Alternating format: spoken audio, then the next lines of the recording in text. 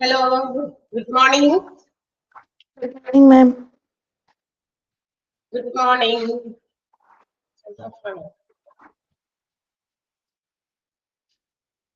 Sound down. Good morning. Good morning, ma'am. അതില്ല good morning പറയാൻ. എനിക്ക് സൗണ്ട് കേൾക്കാമല്ലോ നിങ്ങളുടെ.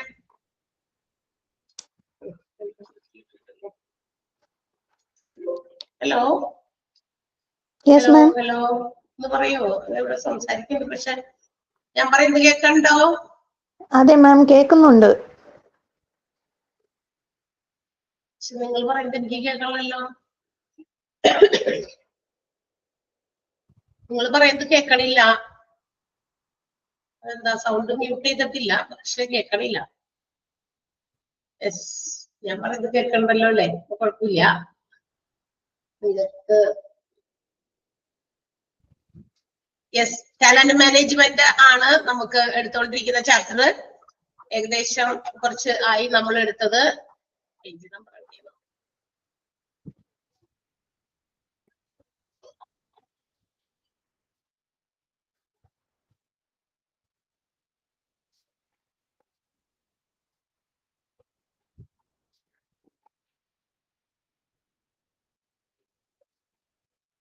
ടാലന്റ് മാനേജ്മെന്റില് കോമ്പൻസേഷൻ മാനേജ്മെന്റ് എന്ന് പറയുന്ന ടോപ്പിക്കിലേക്ക് നമ്മൾ എത്തി അല്ലേ? ഞാൻ നോട്ട് എടുത്തേക്കട്ടെ.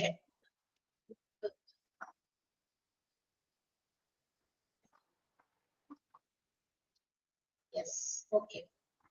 ഈ ചാപ്റ്റർ ആണ് talent management and compensation management. അതാണ് ചാപ്റ്ററിന്റെ ഹെഡിങ്. അതില് ടാലന്റ് മാനേജ്മെന്റുമായി ബന്ധപ്പെട്ടിട്ടുള്ള കുറെ കാര്യങ്ങളൊക്കെ നമ്മള് കഴിഞ്ഞ ക്ലാസ്സുകളിലായിട്ട് 2 ക്ലാസ്സിലായിട്ട് പഠിച്ചു. നൗ നമ്മള് കോമ്പൻസേഷൻ മാനേജ്മെന്റ് ആണ്. Compensation management means the management of compensation to the employees for their services rendered അല്ലെ.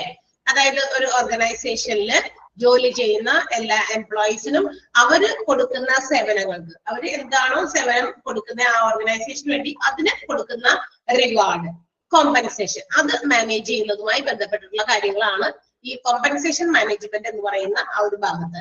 അതിന്റെ ഡെഫിനിഷൻ വരെയാണ് നമ്മൾ കഴിഞ്ഞ ക്ലാസ്സിൽ എടുത്തതെന്നാണ് എന്റെ ഒരു ഓർമ്മ. റൈറ്റ്, ശരിയാണോ? ആ ഒരു ഡെഫിനിഷൻ കാഷിയോ കൊടുത്തിരിക്കുന്ന ഒരു ഡെഫിനിഷൻ ആണ്, അണ്ടർലൈൻ ചെയ്യാൻ പറഞ്ഞിട്ടുണ്ടായിരുന്നു. Now concept of compensation management. ഇനി അതിനെ കുറിച്ച് നമുക്ക് വിശദമായിട്ടൊന്ന് നോക്കാം. എന്താണ് കോമ്പൻസേഷൻ മാനേജ്മെന്റ് എന്ന് പറയുന്നത്? It's also known as wage and salary administration, അല്ലെങ്കിൽ റെമ്യൂണറേഷൻ മാനേജ്മെന്റ്, അല്ലെങ്കിൽ റിവാർഡ് മാനേജ്മെന്റ്. കോമ്പൻസേഷൻ മാനേജ്മെന്റിന് നമുക്ക് ഇങ്ങനെയും പറയാം. എന്താണ്? വേജ് ആൻഡ് സാലറി അഡ്മിനിസ്ട്രേഷൻ എന്നോ റെമ്യൂണറേഷൻ, അതും എന്താ പറയാ, റെമ്യൂണറേഷൻ എന്ന് പറഞ്ഞാൽ എംപ്ലോയീസ് ചെയ്യുന്ന ജോലിക്ക് കൊടുക്കുന്ന ഒരു എന്താ പറയാ പ്രതിഫലം, അതാണ് റെമ്യൂണറേഷൻ മാനേജ്മെന്റ് എന്നോ അല്ലെങ്കിൽ റിവാർഡ് മാനേജ്മെന്റ് എന്നോ ഒക്കെ നമുക്ക് ഈ ഒരു കോമ്പൻസേഷൻ മാനേജ്മെന്റ് എന്ന് പറയുന്ന കോൺസെപ്റ്റിന് പകരം വെക്കാവുന്ന വേർഡുകളാണ്. It includes the designing and implementing of total remuneration or total compensation package. എംപ്ലോയീസിന് കൊടുക്കുന്ന കോമ്പൻസേഷൻസ് പല രൂപത്തിലൊക്കെ ഉണ്ട്. അത് മൊത്തത്തിൽ അതിന്റെ ടോട്ടൽ പാക്കേജ് അത് ഡിസൈൻ ചെയ്യുക, അത് ഇംപ്ലിമെന്റ് ചെയ്യുക. ഇത്രയൊക്കെ സാലറി, ഇത്രയൊക്കെ വേജസ് ഇന്ന ഗ്രൂപ്പിൽ ഇല്ലെങ്കിൽ ഇന്ന കാറ്റഗറിയിൽപ്പെട്ട എംപ്ലോയീസിന് കൊടുക്കണമെന്ന് നേരത്തെ കൂട്ടി ഡിസൈൻ ചെയ്യാം. ഈ ഇന്ന ഫീൽഡിൽ വർക്ക് ചെയ്യുന്നവർക്ക് അല്ലെങ്കിൽ ഓർഗനൈസേഷന്റെ ഇന്ന ഡിപ്പാർട്ട്മെന്റിൽ ജോലി ചെയ്യുന്നവർക്ക് അവരുടെ സാലറി പാക്കേജ് അല്ലെങ്കിൽ വേജസ് പാക്കേജ് എത്രയാണ്, ബേസിക് സാലറിയോ ബേസിക് വേജസോ അതിന് പുറമെ എന്തൊക്കെ എക്സ്ട്രാ അവർക്ക് കൊടുക്കുന്നുണ്ട്, ഇതിന്റെയൊക്കെ ഒരു ടോട്ടൽ പാക്കേജ് ഡിസൈൻ ചെയ്യുക നേരത്തെ കൂട്ടി. അതുകൊണ്ട് വന്നു കഴിഞ്ഞിട്ട് 1 മാസം കഴിഞ്ഞിട്ടല്ല, മുൻകൂട്ടി തന്നെ when they are recruiting a new employee, ഒരു പുതിയ ആളെ തന്നെ ജോലിക്ക് എടുക്കുന്നതിന് മുമ്പ് തന്നെ ആ ആളുകൾക്ക് കൊടുക്കാവുന്ന, ഇപ്പൊ നമ്മൾ ഒരു വേക്കൻസി ഉണ്ട്, നമുക്കത് ഫില്ല് ചെയ്യണം. ആ വേക്കൻസിയിലേക്ക് നമ്മൾ ആളുകളിൽ നിന്ന് ആപ്ലിക്കേഷൻസ് സ്വീകരിക്കുന്നതിന് മുന്നേ തന്നെ they have to design what will be the package given to them. അവർക്ക് എന്ത് സാലറി പാക്കേജ് അല്ലെങ്കിൽ വേജസ് പാക്കേജ് കൊടുക്കുന്നു അതിൽ തന്നെ നോക്കണം. എന്നിട്ടാണ് ആ വരുന്ന ആളുകളോട്, ഇപ്പോഴൊക്കെ എല്ലാവരും ചോദിക്കുന്നുണ്ട്, അതായത് ഓർഗനൈസേഷൻ എംപ്ലോയർ തന്നെ ചോദിക്കും, what salary do you expect, നിങ്ങൾ എന്ത് സാലറിയാണ് പ്രതീക്ഷിക്കുന്നത് എന്ന് ചോദിക്കാറുണ്ട്. അത് കാൻഡിഡേറ്റിൽ നിന്ന് അറിയാൻ വേണ്ടിയിട്ടാണ്. കാരണം candidate can demand according to their qualification. ഇന്നത്തെ കാലത്ത് അവരുടെ ക്വാളിഫിക്കേഷൻ അനുസരിച്ച് ദേ ക്യാൻ ഡിമാൻഡ്. എനിക്ക് ഇത്ര സാലറി ഞാൻ പ്രതീക്ഷിക്കുന്നുണ്ട്. If they have more experience they can expect more, അല്ലെ? കൂടുതൽ എക്സ്പീരിയൻസ് ഉള്ളവർക്ക് കൂടുതൽ സാലറി വേണമെങ്കിൽ പ്രതീക്ഷിക്കാം. അപ്പൊ അങ്ങനെയാണെങ്കിൽ അവരോട് ചോദിക്കും. അപ്പൊ അതങ്ങനെ ചോദിക്കുന്നില്ല. അപ്പൊ അതിന് വേണ്ടിയിട്ട് അതിനു മുമ്പേ തന്നെ എന്ത് ചെയ്യും? ഓർഗനൈസേഷൻ ഒരു വേജ് പാക്കേജ് അല്ലെങ്കിൽ സാലറി പാക്കേജ് ഡിസൈൻ ചെയ്ത് വെക്കും. എന്നിട്ട് അവരത് എന്താ പറയാ കമ്പയർ ചെയ്യും. എന്താണ് എംപ്ലോയി പ്രതീക്ഷിക്കുന്നത്, എന്താണ് നമ്മൾ ഉണ്ടാക്കി വെച്ചിരിക്കുന്ന പാക്കേജ്. സോ അതനുസരിച്ചിട്ട് എന്തെങ്കിലും തരത്തിലുള്ള സജഷൻസ് അവരോട് ചോദിക്കുകയോ പറയുകയൊക്കെ ചെയ്ത് അങ്ങനെയൊക്കെയാണ് ഫിക്സ് ചെയ്യുന്നത്. അപ്പൊ ഇതെന്തായാലും ഈ ഒരു കാര്യങ്ങളെ കുറിച്ചിട്ടുള്ള കാര്യങ്ങൾ നേരത്തെ കൂട്ടി ഡിസൈൻ ചെയ്യുകയും അത് നടപ്പിലാക്കുകയും ചെയ്യുക എന്നുള്ളതാണ് വേജ് ആൻഡ് സാലറി അഡ്മിനിസ്ട്രേഷൻ എന്നോ റിമ്യൂണറേഷൻ മാനേജ്മെന്റ് എന്നോ റിവാർഡ് മാനേജ്മെന്റ് എന്നോ കോമ്പൻസേഷൻ മാനേജ്മെന്റ് എന്ന് പറയുന്ന ആ ഒരു കോൺസെപ്റ്റിന്റെ മീനിങ്. ക്ലിയർ ആയല്ലോ? ഫസ്റ്റ് സെന്റൻസ് വേഗം അണ്ടർലൈൻ ചെയ്ത് വെക്കാം. അണ്ടർലൈൻ ചെയ്യാട്ടോ. പണ്ട്, അതായത് ട്രഡീഷണൽ ആയിട്ട്, അതായത് പരമ്പരാഗതമായിട്ടുള്ള രീതിയിൽ വേജ് ആൻഡ് സാലറി എന്ന് പറയുമ്പോൾ only to determine the wage and salary structure. ഒരു ഓർഗനൈസേഷനിൽ എന്താണ് അവർ കൊടുക്കുന്ന കൂലി, എന്താണ് സാലറി, അത് പണ്ടത്തെ പരമ്പരാഗതമായിട്ടുള്ള രീതിയിൽ. പക്ഷേ due to the passage of time, കുറെ ഇപ്പൊ ഈ എന്താ പറയാ, ഇപ്പൊ ബിസിനസ് ഒരു ഓറിയന്റഡ് വേൾഡിലാണ് നമ്മൾ താമസിക്കുന്നത്, ജീവിക്കുന്നത്, അല്ലെ? ബിസിനസ് ഓറിയന്റഡ് ആയിട്ടുള്ള വേൾഡ് എന്ന് പറയുമ്പോൾ എവിടെ നോക്കിയാലും ഒരു ബിസിനസ് മൈൻഡിലാണ് എല്ലാ കാര്യങ്ങളും ചെയ്യുന്നത്. അപ്പൊ ബിസിനസ് ഇത്രയധികം ഡെവലപ്ഡ് ആയ സ്ഥിതിക്ക് ഒരുപാട് ടെക്നോളജീസ്, ന്യൂ മെത്തഡോളജീസ് ഒക്കെ ഓർഗനൈസേഷൻ അഡോപ്റ്റ് ചെയ്യുന്നുണ്ട്. അപ്പൊ അതനുസരിച്ച് അങ്ങനെയുള്ള അഡോപ്ഷൻസ് മെത്തഡോളജീസിലും ടെക്നിക്സിലും ഒക്കെ കൊണ്ടുവരുമ്പോൾ they may require more qualified employees. കൂടുതൽ നല്ല ക്വാളിഫൈഡ് ആയിട്ടുള്ള സ്കിൽഡ് ആയിട്ടുള്ള എംപ്ലോയീസിന് ആവശ്യമുണ്ട്. So in order to hire skilled employees, experienced employees, they have to offer more wages or salary and other packages. അപ്പൊ നല്ല കഴിവുകളുള്ള, നല്ല എക്സ്പീരിയൻസ് ഉള്ള കൂടുതൽ എംപ്ലോയീസിനെ നമുക്ക് പുറത്തുനിന്ന് ഹയർ ചെയ്യണമെങ്കിൽ, ജോലിക്ക് എടുക്കണമെങ്കിൽ അതനുസരിച്ചിട്ട് എന്താ പറയാ വേജും സാലറിയും ഒക്കെ നല്ല രീതിയിൽ മാനേജ് ചെയ്ത് അതിന് സൂട്ടബിൾ ആയിട്ടുള്ള പാക്കേജ് ഒക്കെ കൺസ്ട്രക്ട് ചെയ്തിട്ടൊക്കെയാണ് എന്ത് ചെയ്യുക ഇന്നത്തെ കാലത്ത് മോഡേൺ ആയിട്ടുള്ള വേൾഡില് എന്താ പറയാ ഈ പറയുന്ന വേജ് സാലറി സ്ട്രക്ചർ ഒക്കെ ഒരു ഡിസൈൻ ചെയ്യുന്നത്. പണ്ടത്തെ രീതിയൊക്കെ മാറി. എന്താണ് ജോലിക്ക് ഇത്ര കൂലി, അത്രേ ഉള്ളൂ. പക്ഷെ ഇപ്പൊ അത് മാറി. നിങ്ങൾക്ക് വേജസിന് പുറമെ ദിസ് വൺ, ഇത് മോണിറ്ററി ആയിട്ടും നോൺ മോണിറ്ററി ആയിട്ടുള്ള ബെനിഫിറ്റുകളൊക്കെ നിങ്ങൾക്ക് പ്രൊവൈഡ് ചെയ്യുന്നുണ്ടെന്ന് എംപ്ലോയീസിനെ മനസ്സിലാക്കാം. ബിക്കോസ് എല്ലാം പുറത്ത് ഒരുപാട് അൺഎംപ്ലോയ്മെന്റ് എന്ന് പറയുന്ന സാധനം നമ്മുടെ എന്താ പറയാ ഇന്ത്യയിൽ ഇഷ്ടംപോലെ ഉണ്ട്. ദാറ്റ് മീൻസ് അൺഎംപ്ലോയിഡ് ആകുന്നത് എന്നതിന് പല കാരണങ്ങളുണ്ട്. ചിലപ്പോൾ നമുക്കറിയാം അതനുസരിച്ചുള്ള ക്വാളിഫിക്കേഷൻ ഇല്ലാത്തത് കൊണ്ടാകാം.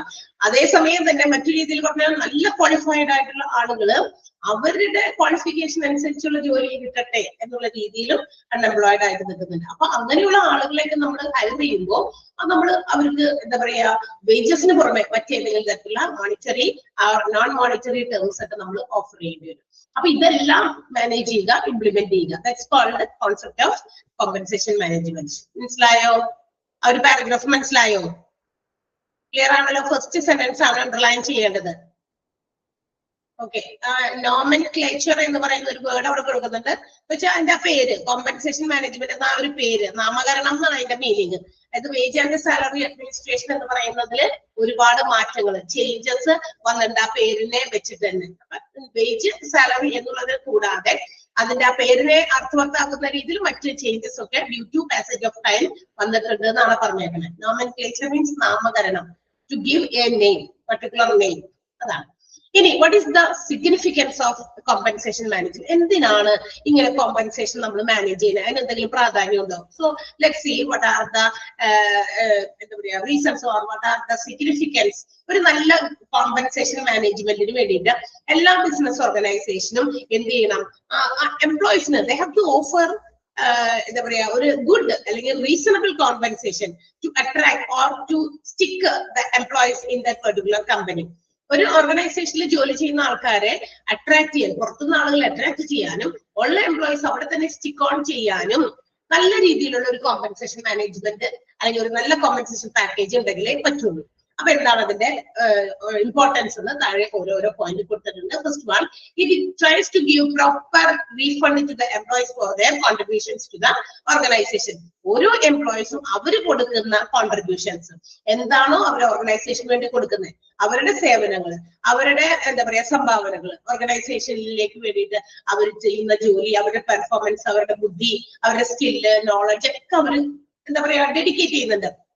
സോ ഫോർ ദാറ്റ് അവരുടെ ആ സ്കില്ലിനും ക്വാളിഫിക്കേഷനും അവരുടെ ഡെഡിക്കേഷനും ഒക്കെ വേണ്ടിയിട്ട് ഒരു കോമ്പൻസേഷൻ എംപ്ലോയീസിന് കൊടുക്കുന്നുണ്ട്. അതിന്റെ ഒരു റീഫണ്ട് ആണ് ഇങ്ങോട്ട് തരുന്നതിന് കൊടുക്കുന്ന ഒരു പ്രതിഫലം. അത് എന്താ പറയാ നല്ല രീതിയിൽ കൊടുക്കുക. അതാണ് കോമ്പൻസേഷൻ മാനേജ്മെന്റിന്റെ ഫസ്റ്റ് ഇമ്പോർട്ടൻസ്. മനസ്സിലായോ? ആദ്യത്തെ പോയിന്റ് മനസ്സിലായോ? എനിക്ക് നിങ്ങൾ പറയുന്നത് കേൾക്കണ്ടായില്ല, ഞാൻ സൗണ്ട് മ്യൂട്ട് ചെയ്തിട്ടുണ്ടായില്ല. പക്ഷെ എന്റെ സൗണ്ട് ക്ലിയർ ആണല്ലോ അല്ലെ? സൗണ്ട് മ്യൂട്ട് ചെയ്തേക്കാം. ഞാൻ നിങ്ങൾ ചോദിച്ചപ്പോ നേരത്തെ പ്രീതി അവിടെ നിന്ന് മറുപടി പറയുന്നുണ്ട്. പക്ഷെ സംഭവം ഇങ്ങനെ ബ്ലിങ്ക് ചെയ്യുന്നുണ്ടെന്ന് എന്തോ പറയേണ്ടത് മനസ്സിലായി. പക്ഷെ കാണിക്കില്ല, എനിക്ക് കേൾക്കാൻ പറ്റിയില്ല. എന്റെ വോയിസിൽ കുഴപ്പമില്ലല്ലോ.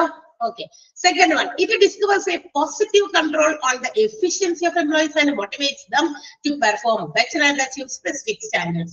ഇനി രണ്ടാമത്തെ കാര്യം എന്താണെന്ന് പറഞ്ഞു, നമ്മൾ പറഞ്ഞല്ലോ വേജ് ആൻഡ് സാലറി. ആ പെർട്ടിക്കുലർ വേർഡ് മീനിങ്ങിനനുസരിച്ച് മാത്രമല്ല റീഫണ്ട് അല്ലെങ്കിൽ അവർക്ക് കൊടുക്കുന്ന റെമ്യൂണറേഷൻ, റിവാർഡ് ഇന്നത്തെ കാലത്ത് പുതിയ മോഡേൺ സിസ്റ്റം അനുസരിച്ച് എന്ത് ചെയ്യുന്നുണ്ട്?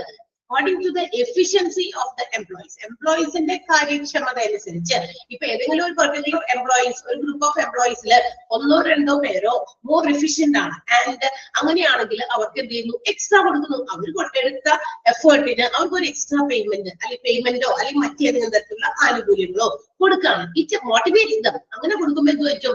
ഞാൻ ചെയ്യുന്ന എന്തെങ്കിലും ഞാൻ എക്സ്ട്രാ മറ്റുള്ളവരിൽ നിന്ന് എക്സ്ട്രാ ആയിട്ട് ചെയ്യുമ്പോൾ എനിക്കൊരു പ്രതിഫലം അതിന് എക്സ്ട്രാ തരുന്നു. അപ്പൊ അതെന്താണ്? എനിക്കൊരു മോട്ടിവേഷൻ ആണ്. എനിക്കിത് കിട്ടിയല്ലോ. So I will always keep that particular standard. അപ്പൊ ഞാൻ എന്ത് ചെയ്യും? എന്റെ എഫിഷ്യൻസി ഒട്ടും തന്നെ താഴെ പോകാതെ അത് നിലനിർത്താൻ ഞാൻ ശ്രമിക്കും. അതൊരു മോട്ടിവേഷൻ ആണ് അല്ലെ? അപ്പൊ ഇതുപോലുള്ള കോമ്പൻസേഷൻസ് എഫിഷ്യന്റ് ആയിട്ടുള്ള എംപ്ലോയീസിന് കൊടുക്കുമ്പോൾ ഇറ്റ് മോട്ടിവേറ്റ്സ് ദം. അവരെ കൂടുതൽ കൂടുതൽ ബെറ്റർ പെർഫോമൻസിലേക്ക് മോട്ടിവേറ്റ് ചെയ്യുകയും അതുപോലെ ഓർഗനൈസേഷൻ ഒരു സ്റ്റാൻഡേർഡ് ഫിക്സ് ചെയ്തിട്ടുണ്ടെങ്കിൽ ആ സ്റ്റാൻഡേർഡിലേക്ക് എത്തിച്ചേരാൻ എംപ്ലോയീസ് ശ്രമിക്കുകയും ചെയ്യും. So second importance of compensation management. Compensation manage ചെയ്യുന്നതിന്റെ രണ്ടാമത്തെ പ്രാധാന്യമാണ് നമ്മൾ പറഞ്ഞത്. ക്ലിയർ ആയോ? സെക്കൻഡ് പോയിന്റ് മനസ്സിലായോ? എനിബഡി മനസ്സിലാവാത്തുണ്ടെങ്കിൽ ചോദിക്കണം. രണ്ടാമത്തെ പോയിന്റ് ക്ലിയർ അല്ലേ? യെസ്. ഓക്കെ. തേർഡ് വൺ, അടുത്തത് എന്താണ്?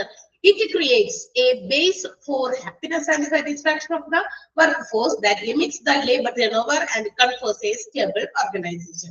അടുത്ത എന്താ? ഈ ഇതുപോലെയുള്ള കോമ്പൻസേഷൻസ് ഒരു എന്താ പറയാ എന്ത് ജോലി ചെയ്യുമ്പോഴും ആ മാസാവസാനം അല്ലെങ്കിൽ നെക്സ്റ്റ് മന്തിന്റെ ബിഗിനിങ്ങില് സാലറി ഒക്കെ നിങ്ങൾ കൈ കിട്ടുക, അല്ലെങ്കിൽ സാലറിയോടൊപ്പം നമുക്ക് മറ്റ് ബെനിഫിറ്റ്സ് ഒക്കെ ഉണ്ട്. ഏത് കൈ കിട്ടുമ്പോൾ സന്തോഷമുണ്ട് ഇല്ലേ? സംതൃപ്തി ഉണ്ട്. ഇതൊക്കെ ഉണ്ടാവും.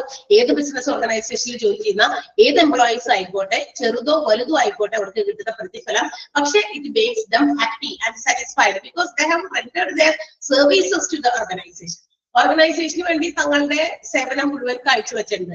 അപ്പൊ അതിന് നമുക്കൊരു പ്രതിഫലം എൻഡ് ഓഫ് ദ മന്തോ ബിഗിനിങ് ഓഫ് നെക്സ്റ്റ് മന്തോ കിട്ടുമ്പോൾ നമുക്കൊരു വളരെയധികം സന്തോഷം ഉണ്ടാകും. അതുപോലെ തന്നെ ലേബർ ടേൺ ഓവർ ഒക്കെ കുറെ കുറയ്ക്കാൻ എന്ന് വെച്ചാൽ ശമ്പളം കൊടുക്കുമ്പോൾ അല്ലെങ്കിൽ ശമ്പളത്തിന് പുറമെ മറ്റെന്തെങ്കിലുമൊക്കെ ബെനിഫിറ്റുകൾ കൊടുക്കുമ്പോൾ അവര് എംപ്ലോയീസ് ഇങ്ങനെ കൊഴിഞ്ഞു പോകാതെ അവിടെ സ്റ്റിക്ക് ഓൺ ചെയ്യും. എനിക്ക് എന്റെ ഓർഗനൈസേഷനിൽ നിന്ന് ഞാൻ ചെയ്യുന്ന സർവീസസിന് എന്ത് ചെയ്യുന്നുണ്ട്? എനിക്ക് സാലറിയും മറ്റ് ആനുകൂല്യങ്ങളും എല്ലാം കിട്ടുന്നുണ്ട്. അപ്പൊ ഒരു സന്തോഷമുണ്ട്, സാറ്റിസ്ഫൈഡ് ആണ്. അപ്പൊ ഒരു സ്റ്റേബിൾ ഓർഗനൈസേഷൻ ആക്കാൻ പറ്റും എന്ന് വെച്ചിട്ടുണ്ടെങ്കിൽ. അല്ലെങ്കിൽ എന്ത് പറ്റും? ഓർഗനൈസേഷൻ ആകെ താറുമാറായി പോകും. ഇപ്പൊ നമ്മൾ മര്യാദയ്ക്ക് അവരെ കൊണ്ട് നന്നായി ജോലി ചെയ്യിപ്പിക്കുന്നു അല്ലെ? പക്ഷെ അവർക്ക് കൊടുക്കുന്ന കൂലി അതിന് റീസണബിൾ ആയിട്ടുള്ള ഒരു രീതിയിലല്ല. എന്ന് വെച്ചാൽ അവർ ചെയ്യുന്ന എഫേർട്ടിന്, അവർ എടുക്കുന്ന വലിയ ജോലിക്ക്, ഹാർഡ് വർക്കിന് അനുസരിച്ചിട്ടുള്ള ഒരു എന്താ പറയാ റിവാർഡ് അല്ല അവർക്ക് പ്രൊവൈഡ് ചെയ്യുന്നതെങ്കിൽ തീർച്ചയായിട്ടും അത് ഈ പറയുന്ന നേരത്തെ പറഞ്ഞ ഹാപ്പിനെസ്സും സാറ്റിസ്ഫാക്ഷനും ഒക്കെ ഇല്ലാണ്ടാക്കും അല്ലെ? ലേബറേഴ്സിന്റെ, ജോലിക്കാരുടെ. അപ്പൊ അവരെന്ത് ചെയ്യും? എന്തിനാ ഇത്രയും പണിയെടുക്കുന്നത്, പക്ഷെ നമുക്ക് കിട്ടുന്ന പ്രതിഫലം നോക്കിയേ എന്നുള്ള മൈൻഡ് ആകും. അപ്പൊ എന്ത് ചെയ്യും? കുറെ പേരൊക്കെ വേണ്ടാന്ന് വെച്ച് പോകും. കുറെ പേര് ഒരുമിച്ചൊക്കെ അധികം പേര് ജോലി വേണ്ടാന്ന് വെച്ച് പോയി കഴിഞ്ഞാൽ it will effect the operations of the organisation. അത് ഓർഗനൈസേഷന്റെ പല പ്രവർത്തനങ്ങളെയും എന്താ പ്രതികൂലമായി അഡ്വേഴ്സ് ആയിട്ട് എഫക്ട് ചെയ്യും അല്ലെ? ചില സ്ഥലങ്ങളിലൊക്കെ പ്രവർത്തനങ്ങൾ ഇല്ലാണ്ടും അവിടെ ജോലിക്കാരില്ല. 10 ആളോട് ഒരു 10 പേരോട് എന്തുകൊണ്ട് ആ ജോലി നിർത്തിയേ എന്ന് നമ്മള് 10 പേരോട് പറഞ്ഞു കഴിയുമ്പോ തന്നെ അതിന്റെ റീസൺ പറഞ്ഞു കഴിയുമ്പോ തന്നെ ഇനി വരാൻ ആരെങ്കിലും ആഗ്രഹിക്കുന്നെങ്കിൽ തന്നെ വരുമോ? ആലോചിച്ച് നോക്കും നിങ്ങള്, വരുമോ? നമ്മള് ഏറ്റവും വലിയ അഡ്വർടൈസ്മെന്റ് ആണ് ഒരു മൗത്ത് അഡ്വർടൈസ്മെന്റ് എന്ന് പറയുന്നത് അല്ലെ. ഞാനൊരു 2 ആളോട് പറഞ്ഞു, 3 ആളോട് പറഞ്ഞു അല്ലെ. അപ്പൊ നമ്മളുടെ നേരിട്ടുള്ള എക്സ്പീരിയൻസ് ആണ്. അവിടെ അത്രയും ജോലിയൊക്കെ ഉണ്ട്, ഇഷ്ടംപോലെ ജോലിയുണ്ട്. പക്ഷെ അവരുടെ ആ ഒരു സാലറി പാക്കേജ് അല്ലെങ്കിൽ വേജസ് പാക്കേജ് അത്ര എന്താ പറയാ നമുക്ക് സാറ്റിസ്ഫൈഡ് അല്ല. അത്രയൊക്കെ ജോലി ചെയ്തിട്ട് നമുക്ക് ഇത്ര കിട്ടിയാൽ പോരാ എന്നുള്ളൊരു മൈൻഡാണ്. അപ്പൊ അത് ആളുകളോട് പറയുമ്പോൾ മറ്റുള്ളവർ കൂടി ഓർഗനൈസേഷനിൽ ജോലി ചെയ്യാനായിട്ട് വരില്ല. അപ്പൊ അത് അവിടുത്തെ പ്രവർത്തനങ്ങളെ ബാധിക്കും, ഓർഗനൈസേഷന്റെ പ്രോഫിറ്റബിലിറ്റിയെ ബാധിക്കും, എല്ലാം എന്ത് ചെയ്യും, താഴേക്ക് പോകും. ഓക്കെ, അപ്പൊ അതുകൊണ്ട് ഒരു നല്ല കോമ്പൻസേഷൻ പാക്കേജ് ഉണ്ടാകുക എന്നുള്ളത് എംപ്ലോയീസിന്റെ വർക്ക് ഫോഴ്സിന്റെ ഹാപ്പിനെസ്സും സാറ്റിസ്ഫാക്ഷനും വർദ്ധിപ്പിക്കാനും ലേബർ ടേൺ ഓവർ ലിമിറ്റ് ചെയ്യാനും അതുപോലെ തന്നെ ഒരു സ്റ്റേബിൾ ഓർഗനൈസേഷൻ പ്രൊവൈഡ് ചെയ്യാനും സാധിക്കും എന്നുള്ളതാണ് നെക്സ്റ്റ് ഇമ്പോർട്ടൻസ്. ക്ലിയർ ആയോ? തേർഡ് പോയിന്റ് മനസ്സിലായോ? Yes, and the fourth one, it enhances the job evaluation process, which in turn helps in setting up more realistic and achievable standards. അതായത് എന്താ പറയാ, ഇപ്പൊ compensation manage ചെയ്യണമെങ്കിൽ വേജസ് സാലറിക്ക് പുറമെ extra payment നമ്മൾ കൊടുക്കണമെങ്കിൽ they have to assess the performance or the job of each and every employees. ഏതെങ്കിലും ഒരു പർട്ടിക്കുലർ എംപ്ലോയി തങ്ങൾക്ക് അവര് നല്ല രീതിയിൽ കുറച്ചുകൂടി എഫേർട്ട് എടുത്ത് മറ്റുള്ളവരെക്കാൾ കുറച്ച് കൂടുതൽ റിസൾട്ട് തന്നെങ്കിൽ അതെങ്ങനെ മനസ്സിലാക്കണ്ടേ? ജോബ് ഇവാലുവേഷനിലൂടെയാണ്. അതായത് അവരുടെ ചെയ്യുന്ന ജോലികൾ ഈച്ച് ആൻഡ് എവറി എംപ്ലോയിന്റെ ജോലിയൊക്കെ പെർഫെക്റ്റ് ആയിട്ട് നമ്മൾ സൂപ്പർവൈസ് ചെയ്ത് വിലയിരുത്തിയിട്ടൊക്കെയാണ് ആ കോമ്പൻസേഷൻ പാക്കേജ് സാലറിക്ക് പുറമെ നമ്മൾ എന്തെങ്കിലും കൊടുക്കണ്ടെങ്കിൽ കൊടുക്കാൻ പറ്റുള്ളൂ. അങ്ങനെ കൊടുക്കുമ്പോ അതെന്ത് ചെയ്യും? It will be more realistic. അങ്ങനെ കൊടുക്കുമ്പോ എന്ത് പറ്റും? അങ്ങനെ ജോബ് ഇവാലുവേറ്റ് ചെയ്യപ്പെടുന്നുണ്ട്. ആ ജോബ് ഇവാലുവേഷൻ എന്ന് പറയുന്നത് മറ്റൊരു ഇമ്പോർട്ടന്റ് ആയിട്ടുള്ള ഒരു കാര്യമാണ് ബിസിനസ് ഓർഗനൈസേഷനെ സംബന്ധിച്ച്. Because each and every employees how they perform their duties, അവരുടെ ഉത്തരവാദിത്തങ്ങൾ അവരെങ്ങനെ ചെയ്യുന്നു അതൊക്കെ കൃത്യമായിട്ട് നമ്മൾ ഇവാലുവേറ്റ് ചെയ്യുന്നു. അതനുസരിച്ച് എക്സ്ട്രാ ഇട്ടവർക്ക്, എക്സ്ട്രാ സർവീസ് റെൻഡർ ചെയ്തവർക്ക് എക്സ്ട്രാ പേയ്മെന്റ് നൽകുന്നു, അല്ലെങ്കിൽ എക്സ്ട്രാ മറ്റു ബെനിഫിറ്റുകൾ പ്രൊവൈഡ് ചെയ്യുന്നു. അത് കൂടുതൽ റിയലിസ്റ്റിക് ആക്കാനും അതുപോലെ നമ്മളുടെ ആ ഒരു സ്റ്റാൻഡേർഡിലേക്ക് എത്തിച്ചേരാൻ ജോബ് ഇവാലുവേഷൻ നടക്കുമ്പോൾ എന്ത് പറ്റും? ഞാൻ എന്താ പറയാ എല്ലാ ദിവസവും വന്നിരുന്ന് എന്തൊക്കെയോ ഇങ്ങനെ പറഞ്ഞിട്ട് പോകുന്നു അല്ലെ. പക്ഷെ വെൻ അവർ വർക്ക് ഈസ് ഇവാലുവേറ്റഡ്, ഇതിപ്പോ മാനേജ്മെന്റ് ടീച്ചേഴ്സ് എടുക്കുന്ന ക്ലാസ്സുകളൊക്കെ എടുക്കുന്നു, പരിശോധിക്കുന്നു, how they do their duties, അവരെങ്ങനെ ചെയ്യുന്നു എന്ന്, പെർഫോം ചെയ്യുന്നതൊക്കെ എങ്ങനെയാണെന്നൊക്കെ ഇടയ്ക്കിടയ്ക്ക് പരിശോധിക്കുന്നുണ്ട് എന്ന് നമ്മൾ അറിയുകയാണെങ്കിൽ എന്ത് ചെയ്യും?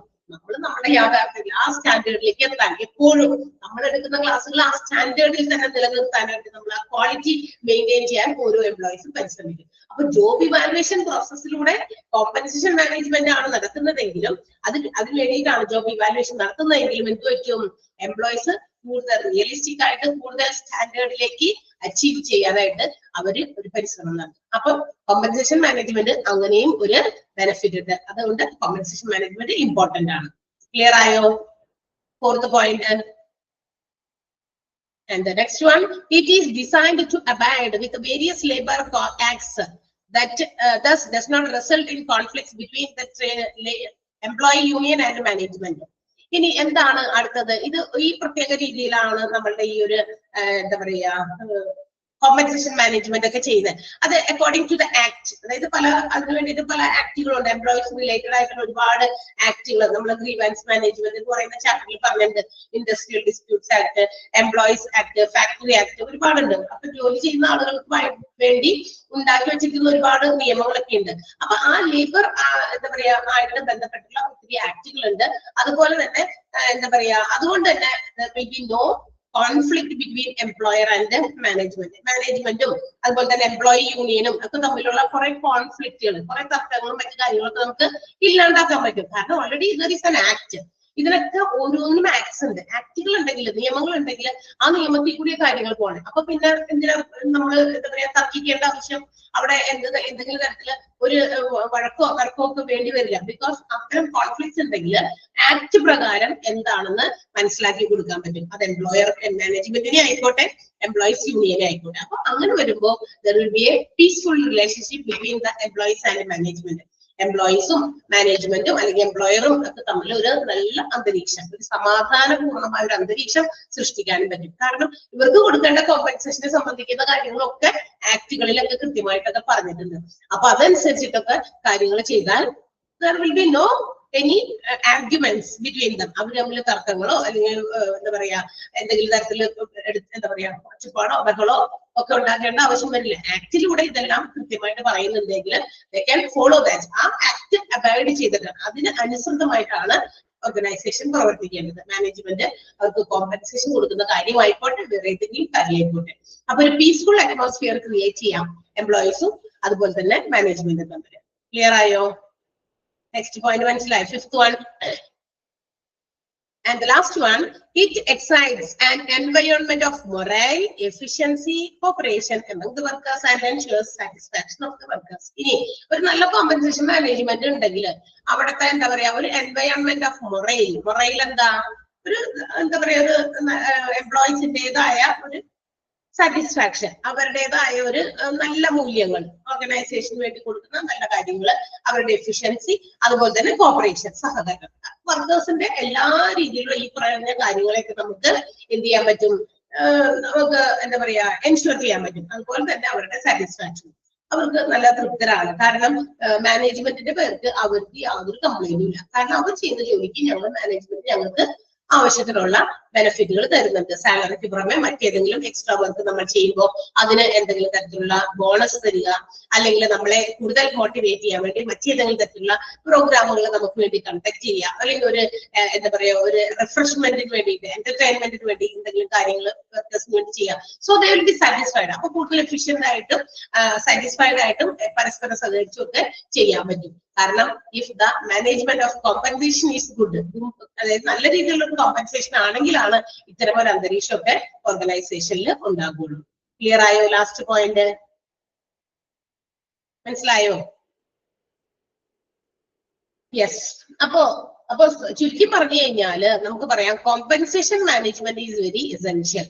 ഏത് തരത്തിലുള്ള ബിസിനസ് ഓർഗനൈസേഷൻ ആണെങ്കിലും കോമ്പൻസേഷൻ നല്ല രീതിയിൽ മാനേജ് ചെയ്യുക. It will encourage the employees to perform their duties and responsibilities. അവരുടെ എന്താ പറയുക ജോലി വളരെ ബെറ്റർ ആയിട്ട് നല്ല രീതിയിൽ അവരുടെ ഉത്തരവാദിത്തങ്ങൾ ചെയ്യാനും മാത്രമല്ല it will lead to the growth and development. അതെന്തിലേക്ക് നയിക്കും?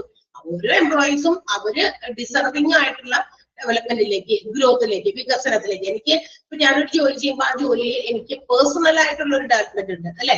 വ്യക്തിപരമായിട്ടുള്ള ഒരു വികസനമുണ്ട്. ആ വികസനത്തിലേക്ക് ഞാൻ എത്തണമെങ്കിൽ I have to perform well in my organisation. ഞാൻ നല്ല രീതിയിൽ ജോലി ചെയ്യണം, അല്ലെ? എംപ്ലോയർ അല്ലെങ്കിൽ മാനേജ്മെന്റ് നമുക്ക് പറയുന്ന തന്നിരിക്കുന്ന ഡ്യൂട്ടീസ് വളരെ പെർഫെക്റ്റ് ആയിട്ട് ചെയ്യാൻ, ആ പെർഫെക്റ്റ് ആയിട്ട് ചെയ്യാൻ നമ്മളെ എൻകറേജ് ചെയ്യുന്ന ഒരു സാധനമാണ് എന്ത്? Compensation management. ആ കോമ്പൻസേഷൻ മാനേജ്മെന്റ് ശരിയല്ല എങ്കിൽ ഈ പറഞ്ഞ സാധനമൊക്കെ നേരെ നെഗറ്റീവ് ആയി പോകും. എനിക്ക് സാറ്റിസ്ഫാക്ഷൻ ഇല്ല, ഞാൻ വേണ്ടത്ര നല്ല രീതിയിൽ ഡെഡിക്കേറ്റഡ് ആയിട്ട് ജോലി ചെയ്യില്ല, ഇതൊക്കെ നല്ല രീതിയിലുള്ള കോമ്പൻസേഷൻ ഇല്ലെങ്കിൽ അപ്പൊ ഒരു നല്ല compensation management it is very necessary to encourage the employees to perform their duties, to show their excellence. എന്റെ കഴിവ് എത്രത്തോളം ഉണ്ടെന്ന് എനിക്ക് വെളിവാക്കാൻ പറ്റുന്ന ഒരു തലം കൂടിയാണ് നല്ലൊരു കോമ്പൻസേഷൻ മാനേജ്മെന്റ്. ഇതിൽ കൂടുതൽ കഴിവ് എനിക്കുണ്ട്, പക്ഷെ ആ കോമ്പൻസേഷൻ എത്രയാണോ അതിനെ ബേസ് ചെയ്തിരിക്കും. ഓക്കെ, അത് ഞാൻ പുറത്തേക്ക് എടുക്കുന്നത്. ക്ലിയർ ആയോ? അതൊരു ചുരുക്കത്തിൽ ഒരു കൺക്ലൂഡ് ചെയ്യാൻ വേണ്ടി കോമ്പൻസേഷൻ മാനേജ്മെന്റിനെ കുറിച്ച് കൺക്ലൂഡ് ചെയ്ത് പറഞ്ഞിരിക്കുന്നതാണ്. ആ സെന്റൻസ് ഒന്ന് അണ്ടർലൈൻ ചെയ്യാം. എന്താണ്? In short we can say that. ആ ദാറ്റ് ഒന്നും വേണ്ട, കോമ്പൻസേഷൻ മാനേജ്മെന്റ് തുടങ്ങി മതി. അത് കഴിഞ്ഞിട്ട് ആ എംപ്ലോയീസ് ആ സെന്റൻസ് എൻഡ് ചെയ്യുന്നത് വരെ ഒന്ന് അണ്ടർലൈൻ ചെയ്തിടാം.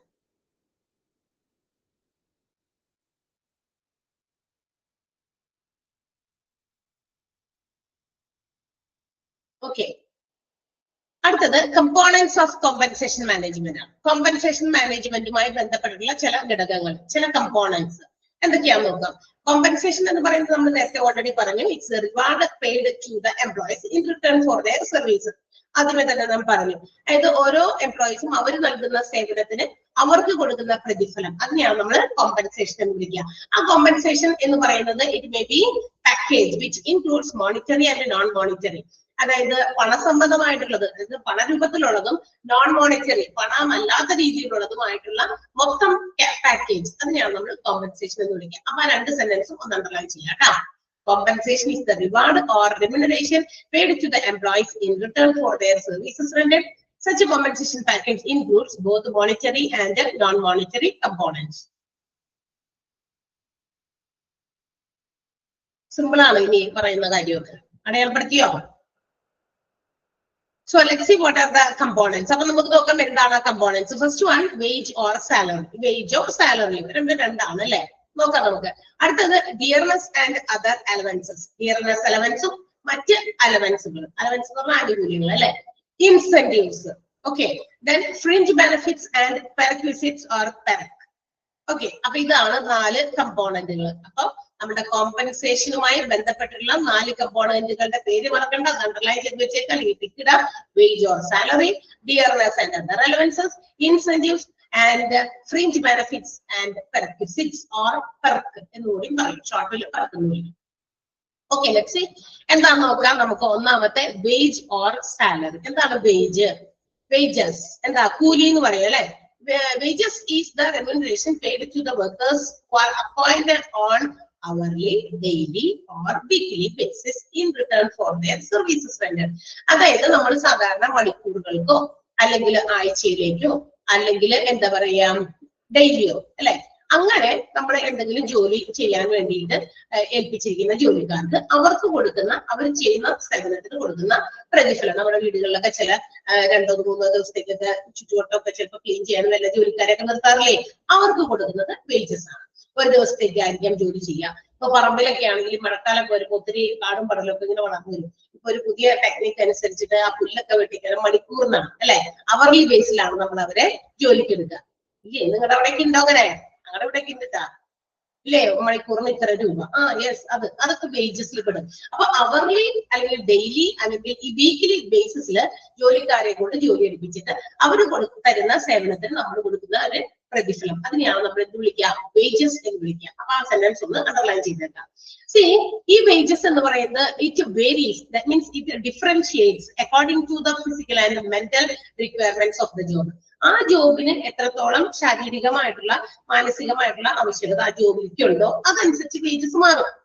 മനസ്സിലായ? അതായത് എങ്ങനെ, ഇപ്പൊ നമ്മൾ ഉദാഹരണം പറയാം. ഇപ്പൊ ഈ നമ്മുടെ കൺസ്ട്രക്ഷൻ വർക്ക് ഒക്കെ നടത്തുന്ന ജോലിക്കാർ, അവർക്ക് ഒരു ദിവസത്തെ ഡെയിലി വേജസ് എന്ന് പറയുന്നത് ചിലപ്പോ I think it's around 1200 to 1500 അല്ലെ, ഒരു ദിവസത്തെ വൺ ഡേ കൂലിയാണ് 1200 1500 ഇടയിലുണ്ടെന്ന് തോന്നുന്നത്. ഓക്കെ, അത്രയും തന്നെ അത് ഇച്ചിരി കായിക അധ്വാനം, ശാരീരിക അധ്വാനം കൂടുതലുള്ളതാണ് അല്ലെ. കാരണം ഭയങ്കര വലിയ എഫേർട്ട് ഒക്കെ എടുക്കേണ്ട, ഒത്തിരി നല്ല പണിയുണ്ട്, ശരീരത്തിന് നല്ല ഇത് കൊടുക്കേണ്ട ഒരു ജോലിയാണ്. അപ്പൊ അതനുസരിച്ച് പിന്നെ മറ്റൊരു രീതിയിൽ ഇപ്പൊ എന്താ പറയാ, അപ്പൊ ഒരു ദിവസത്തെ റേറ്റ് അതൊക്കെ ആയിരിക്കും. അതേസമയം നമുക്ക് ഇച്ചിരി അത്രയൊന്നും ഭാരപ്പെട്ട പണിയൊന്നുമല്ല. ഒരു ടീച്ചർ ഒരു അവർലി ബേസിലൊക്കെ സ്കൂളുകളിൽ ജോലിക്കൊക്കെ പോകാറുണ്ട്, അല്ലെങ്കിൽ ഡെയിലി വേജസ് ബേസിസിൽ അല്ലേ പോകാറില്ലേ. അത്രയ്ക്ക് ശാരീരിക അധ്വാനവും ഫിസിക്കൽ ഇതല്ല, മെന്റൽ ആയിട്ടുള്ള ചില റിക്വയർമെന്റ് ആണ് അവിടെ കൂടുതലും ആ ജോലിക്ക് ആവശ്യം. അപ്പൊ ആ ഒരു വേജ് റേറ്റ് ആയിരിക്കില്ല ഈ പറയുന്ന ഒരു ഗ്രൂപ്പ് ഓഫ് വേറെ സർവീസ് കൊടുക്കുന്ന ആൾക്ക് കിട്ടുന്നത്. അതനുസരിച്ച് മാറും എന്നാണ് പറയുന്നത്. മനസ്സിലായോ? ഫിസിക്കൽ റിക്വയർമെന്റും മെന്റൽ റിക്വയർമെന്റും അനുസരിച്ച് വേജസിന്റെ റേറ്റ് മാറിയും മറിഞ്ഞൊക്കെ ഇരിക്കും. വേജസ് എന്ന് പറയുന്നത് വീണ്ടും ക്ലാസിഫൈ ചെയ്തിട്ടുണ്ട്. Minimum wage, fair wage, living wage, ഇങ്ങനെ 3ആയിട്ട് വേജസിനെ ക്ലാസിഫൈ ചെയ്തിട്ടുണ്ട്. ഏതൊക്കെയാ? Fair wage, minimum wage and living wage. ഇതെന്തൊക്കെയാന്ന് നമുക്ക് നോക്കാം. അപ്പൊ ഒന്നാമത്തെ സെന്റൻസ് അണ്ടർലൈൻ ചെയ്തോ? പിന്നെ നമ്മൾ അണ്ടർലൈൻ ചെയ്യേണ്ടത് മൂന്നാമത്തെ, wage may be minimum wage, fair wage and living wage. അത് 3 ആ സെന്റൻസ് കൂടെ അണ്ടർലൈൻ ചെയ്യാം. Wage may be, minimum wage, fair wage and living wage.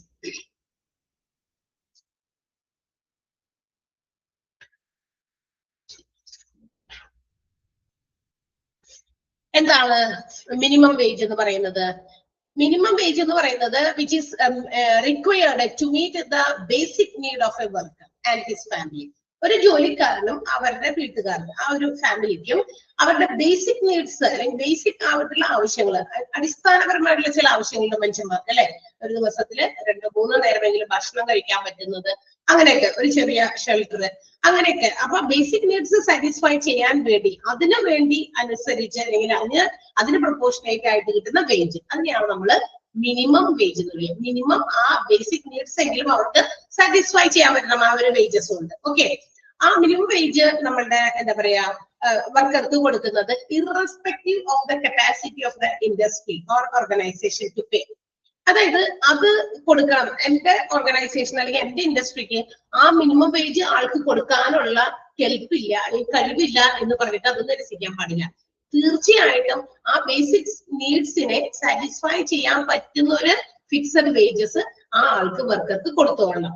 എന്ന് വെച്ചാൽ അത്രയും എനിക്ക് കിട്ടണില്ല എന്നൊരു വർത്താനം അവിടെ ഇല്ല. മനസ്സിലായോ?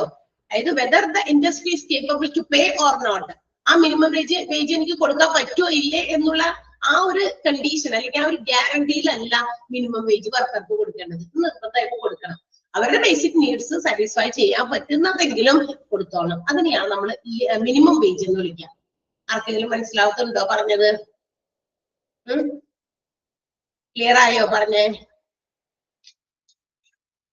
പറയൂ. നിങ്ങൾ പറഞ്ഞാൽ എനിക്ക് അത് മനസ്സിലായോ? ഒരു പോയിന്റ് മനസ്സിലായോ എന്ന് അറിയാനാണ് ചോദിക്കുന്നത്. ക്ലിയർ ആണല്ലോ? No doubts? ഓക്കെ അല്ലേ? ശരിയല്ലേ? ഓക്കെ. അങ്ങനെ ഇപ്പൊ നമ്മളുടെ ഈ ഫെയർ വേജസ് ഒക്കെ എന്താ പറയാ നിശ്ചയിക്കുന്ന കമ്മിറ്റികളൊക്കെ അപ്പൊ മിക്ക ബിസിനസ് ഓർഗനൈസേഷനിലും അത് എത്രയാണെന്ന് മിനിമം വേജ് എത്രയാണെന്ന് നേരത്തെ കൂടി അവര് ഡിഫൈൻ ചെയ്ത് ഉണ്ടാക്കിയിരിക്കും. അപ്പൊ ഒരു മിനിമം വേജ് എന്ന് പറയുന്നത് the wage must not provide not only for the bare substance of life but for the preservation of the efficiency of the workers. അപ്പൊ ആ എന്താ പറയാ അവരുടെ ബേസിക് നീഡ്സ് നമ്മൾ എന്താ പറയാ സാറ്റിസ്ഫൈ ചെയ്യാൻ പറ്റുന്ന രീതിയിലുള്ള ഒരു വേജസ് ആണ് അവർക്ക് അതിനുവേണ്ടി മിനിമം വേജ് ഫിക്സ് ചെയ്യാം. പക്ഷെ അത് അവരുടെ എഫിഷ്യൻസിക്ക് കൂടി എന്താ പറയാ പ്രിസർവ് ചെയ്യുന്നതായിരിക്കും. ഞാൻ എന്റെ കഴിവ് പരമാവധി കൊടുത്തിട്ടാണ് ഞാൻ ആ ജോലി ചെയ്യുന്നതെങ്കിൽ ആ കഴിവിന് കൂടി അനുസൃതമായിട്ടുള്ള ഒരു ബേസിക് വേജസ് ആണ് എന്ത് ചെയ്യേണ്ടത്, മിനിമം വേജ് ആയിട്ട് ആ ഒരു ആൾക്ക് വർക്കർക്ക് കൊടുക്കേണ്ടത്. അതിനു വേണ്ടിയിട്ട് മിനിമം വേജ് എന്ന് പറയുന്നത് it also should be provided എന്ന് വെച്ചാൽ ബേസിക് നീഡ്സ് എന്ന് പറയുമ്പോൾ ആഹാരം, പിന്നെ കിടക്കാനുള്ള ഒരു ഇടം അല്ലെ, കിടക്കാനുള്ള ഒരു ഇടം എന്നുള്ളത്. അവര് ഇപ്പൊ എന്താ പറയാ ഏതെങ്കിലും ഒരു പർട്ടിക്കുലർ പ്രമിസസിൽ ജോലി ചെയ്യാണ്. ഇപ്പൊ ഈ പുറത്തുനിന്നൊക്കെ ഒത്തിരി ആളുകൾ ജോലിക്കൊക്കെ വേണ്ടി വരുന്നുണ്ട് അല്ലെ, നമ്മുടെ നാട്ടില് ഇല്ലേ? ലേബറേഴ്സ് ഒത്തിരി പേര് വരുന്നില്ലേ? അവരെയൊക്കെ എന്താ പറയാ ഈ കേരളത്തിലുള്ള ആളുകളൊക്കെ മടിയന്മാരായി തുടങ്ങി. അപ്പൊ കുറച്ച് കട്ടിയുള്ള ജോലിയൊക്കെ ചെയ്യാൻ വേണ്ടിയിട്ട് പുറത്തുനിന്ന് ആളുകൾ വരികയാണ്. നമ്മൾ വിളിക്കും, ബംഗാളികളൊക്കെ വിളിക്കും, അത് വിളിക്കും അല്ലെ. കുട്ടികളൊക്കെ അങ്ങനെ പറയാം. പക്ഷെ എല്ലാവർക്കും ബംഗാളിൽ നിന്ന് മാത്രമല്ല വരുന്നത്, പുറത്തുനിന്ന് പല നാടുകളിൽ നിന്നും പല എന്താ പറയാ നോർത്ത് ഇന്ത്യൻസും ഒക്കെ നമ്മുടെ വന്ന് ജോലി ചെയ്യുന്നുണ്ട്. അവരേതോ ഫോറിൻ കൺട്രിയിൽ ജോലിക്ക് വരുന്നത് പോലെയാണ്. എന്നിട്ട് അവരൊരു കുറച്ച് നാളൊക്കെ കഴിയുമ്പോൾ, ഒരു വർഷം കഴിഞ്ഞ് നാട്ടില് പോയി അല്ലെ എൻജോയ് ചെയ്ത് ഓക്കെ. അവർക്ക് ചിലപ്പോ നമ്മളെക്കാളൊക്കെ നല്ല കഴിവുള്ള ആളുകളൊക്കെ ആയിരിക്കും അവിടെ നാടുകളില്. ചില തമിഴ്നാട്ടിലെ ആളുകള് ഒക്കെ വന്ന് ചെയ്യുന്നുണ്ട്.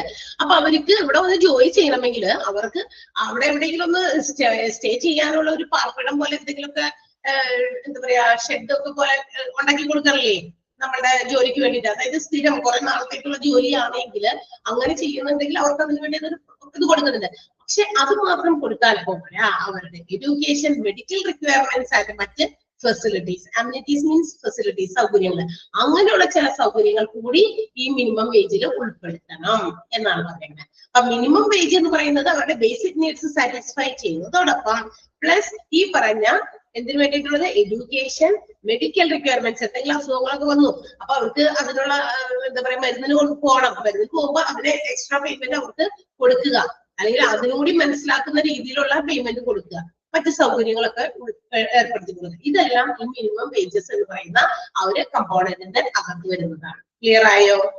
മിനിമം വേജസിന്റെ കാര്യങ്ങളെല്ലാം തന്നെ മനസ്സിലായാൽ അടുത്ത വേജസ് എന്താണെന്ന് എന്താ പറയാ അതിന്റെ അർത്ഥ വ്യത്യാസം മനസ്സിലാക്കി എടുക്കാൻ പറ്റുള്ളൂ.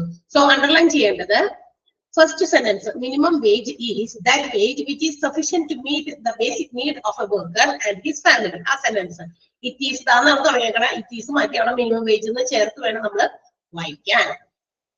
ഓക്കെ. പിന്നെ the minimum wage has to be paid. അതിന്റെ തൊട്ടടുത്ത സെന്റൻസും the minimum wage has to be paid to the worker irrespective of the capacity of industry to pay. Business organisation അത് കൊടുക്കാനുള്ള കെൽപ്പുണ്ടോ എന്ന് നോക്കിയിട്ടല്ല മിനിമം വേജ് കൊടുക്കേണ്ടത്. ഇറസ്പെക്റ്റീവ്, അത് കണക്കിലെടുക്കാതെ. ഏത് കണക്കിലെടുക്കാതെ? ഇൻഡസ്ട്രിക്ക് അത് പേ ചെയ്യാനുള്ള കഴിവുണ്ടോ എന്ന് കണക്കിലെടുക്കാതെ എന്ത് ചെയ്തോളണം, മിനിമം വേജ് വർക്കേഴ്സിന് കൊടുക്കണം. ആ സെന്റൻസ് അണ്ടർലൈൻ ചെയ്യാം. ലാസ്റ്റ് സെന്റൻസ് അണ്ടർലൈൻ ചെയ്യുന്നത് minimum wage must provide some measures of education, medical requirements and amenities. അതുകൂടി അണ്ടർലൈൻ ചെയ്യും. 3 സെന്റൻസ് ആണ് മിനിമം വേജിൽ നമുക്ക് അണ്ടർലൈൻ ചെയ്യേണ്ടത്. ക്ലിയർ ആയോ? ആർക്കെങ്കിലും എന്തെങ്കിലും ഡൗട്ട് ഉണ്ടോ? മനസ്സിലാവാത്തവരാരെങ്കിലും ഉണ്ടോ? ഇല്ല, ഓക്കെ ആണല്ലോ. Yes, next one fair wage ആണ്. ഫെയർ. അപ്പൊ വീണ്ടും കമ്മിറ്റി പറയുന്നത് ഇതാണ്, ഫെയർ വേജ് എന്ന് പറയുന്നത് it is the wage which is above the minimum wage but below the living wage. അതായത് മിനിമം വേജ് അല്ല, മിനിമം വേജിന്റെ എന്താ പറയാ കൂടുതൽ, മിനിമം വേജിനേക്കാൾ കൂടുതൽ എന്ന് വെച്ചാൽ അവർക്ക് ബേസിക് നീഡ്സും അതുപോലെ അത്യാവശ്യത്തിന് ഇത്തിരി വിദ്യാഭ്യാസം പറയുമ്പോൾ ചിലപ്പോൾ മക്കളൊക്കെ ഉണ്ടെങ്കിൽ അതുങ്ങളൊക്കെ അടുത്തുള്ള സ്കൂളിലൊക്കെ വിടാൻ എന്തെങ്കിലും കുഞ്ഞു കുഞ്ഞു ചെലവ്, പിന്നെ അതുപോലെ മറ്റു സൗകര്യങ്ങൾ, ഇങ്ങനെയൊക്കെ അതൊക്കെ മിനിമം വേജിൽ വരും. മിനിമം വേജിനേക്കാൾ കൂടുതലും എന്നാൽ ലിവിംഗ് വേജിനേക്കാൾ താഴെയുമായിട്ടുള്ള ആ ഒരു ലൈനിൽ നിൽക്കുന്ന വേജിനെയാണ് എന്ത് വിളിക്കുക, നമ്മൾ ഫെയർ വേജ് വിളിക്കുക. മനസ്സിലായോ? ഫെയർ വേജ് എന്താണെന്ന് ഒന്ന് അണ്ടർലൈൻ ചെയ്തെടുക്കുക. According to the committee, fair wage means fair wage is the wage which is above the minimum wage but below the living wage. ആ ഇൻവെർട്ടർ കോമയിലുള്ളത് ഒന്ന് അണ്ടർലൈൻ ചെയ്തെടുക്കുക.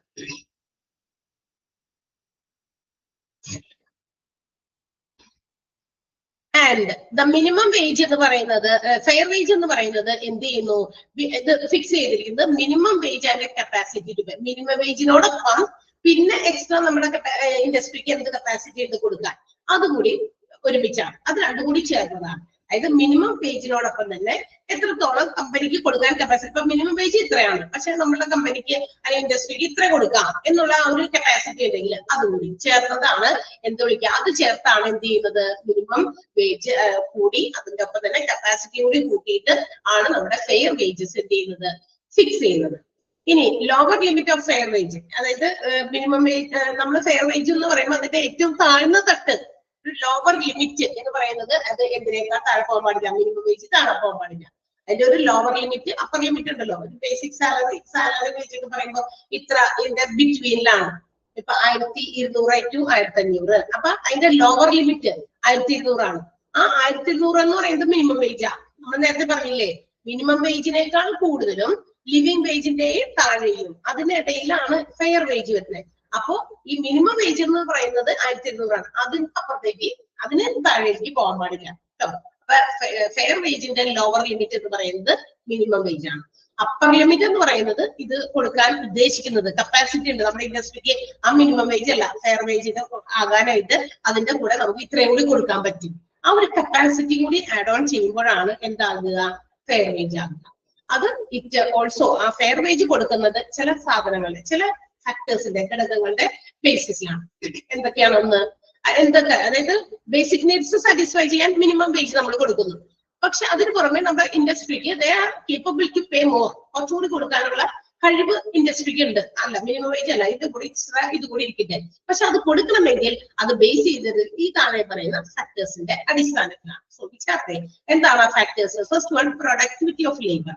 ആ ആളുടെ കാര്യക്ഷമത, അയാളുടെ ഉത്പാദനക്ഷമത. അപ്പൊ ആ ജോലി ചെയ്യുന്ന ആളുടെ ഉത്പാദനക്ഷമതയാണ്. അപ്പൊ മിനിമം വേജിനോടൊപ്പം ഇപ്പൊ എനിക്കൊരു മിനിമം വേജ് തരാൻ ഉദ്ദേശിക്കുന്നത് 500 ആണെന്ന് വിചാരിക്കുക.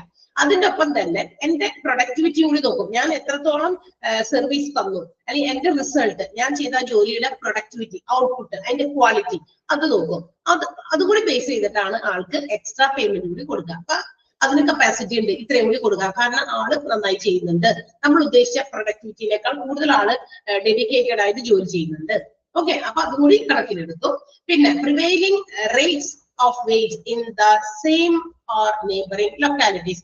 ഈ വേജസ്, ഫെയർ വേജ് നിശ്ചയിക്കുമ്പോൾ മറ്റൊരു കാര്യം കൂടി കൺസിഡർ ചെയ്യും.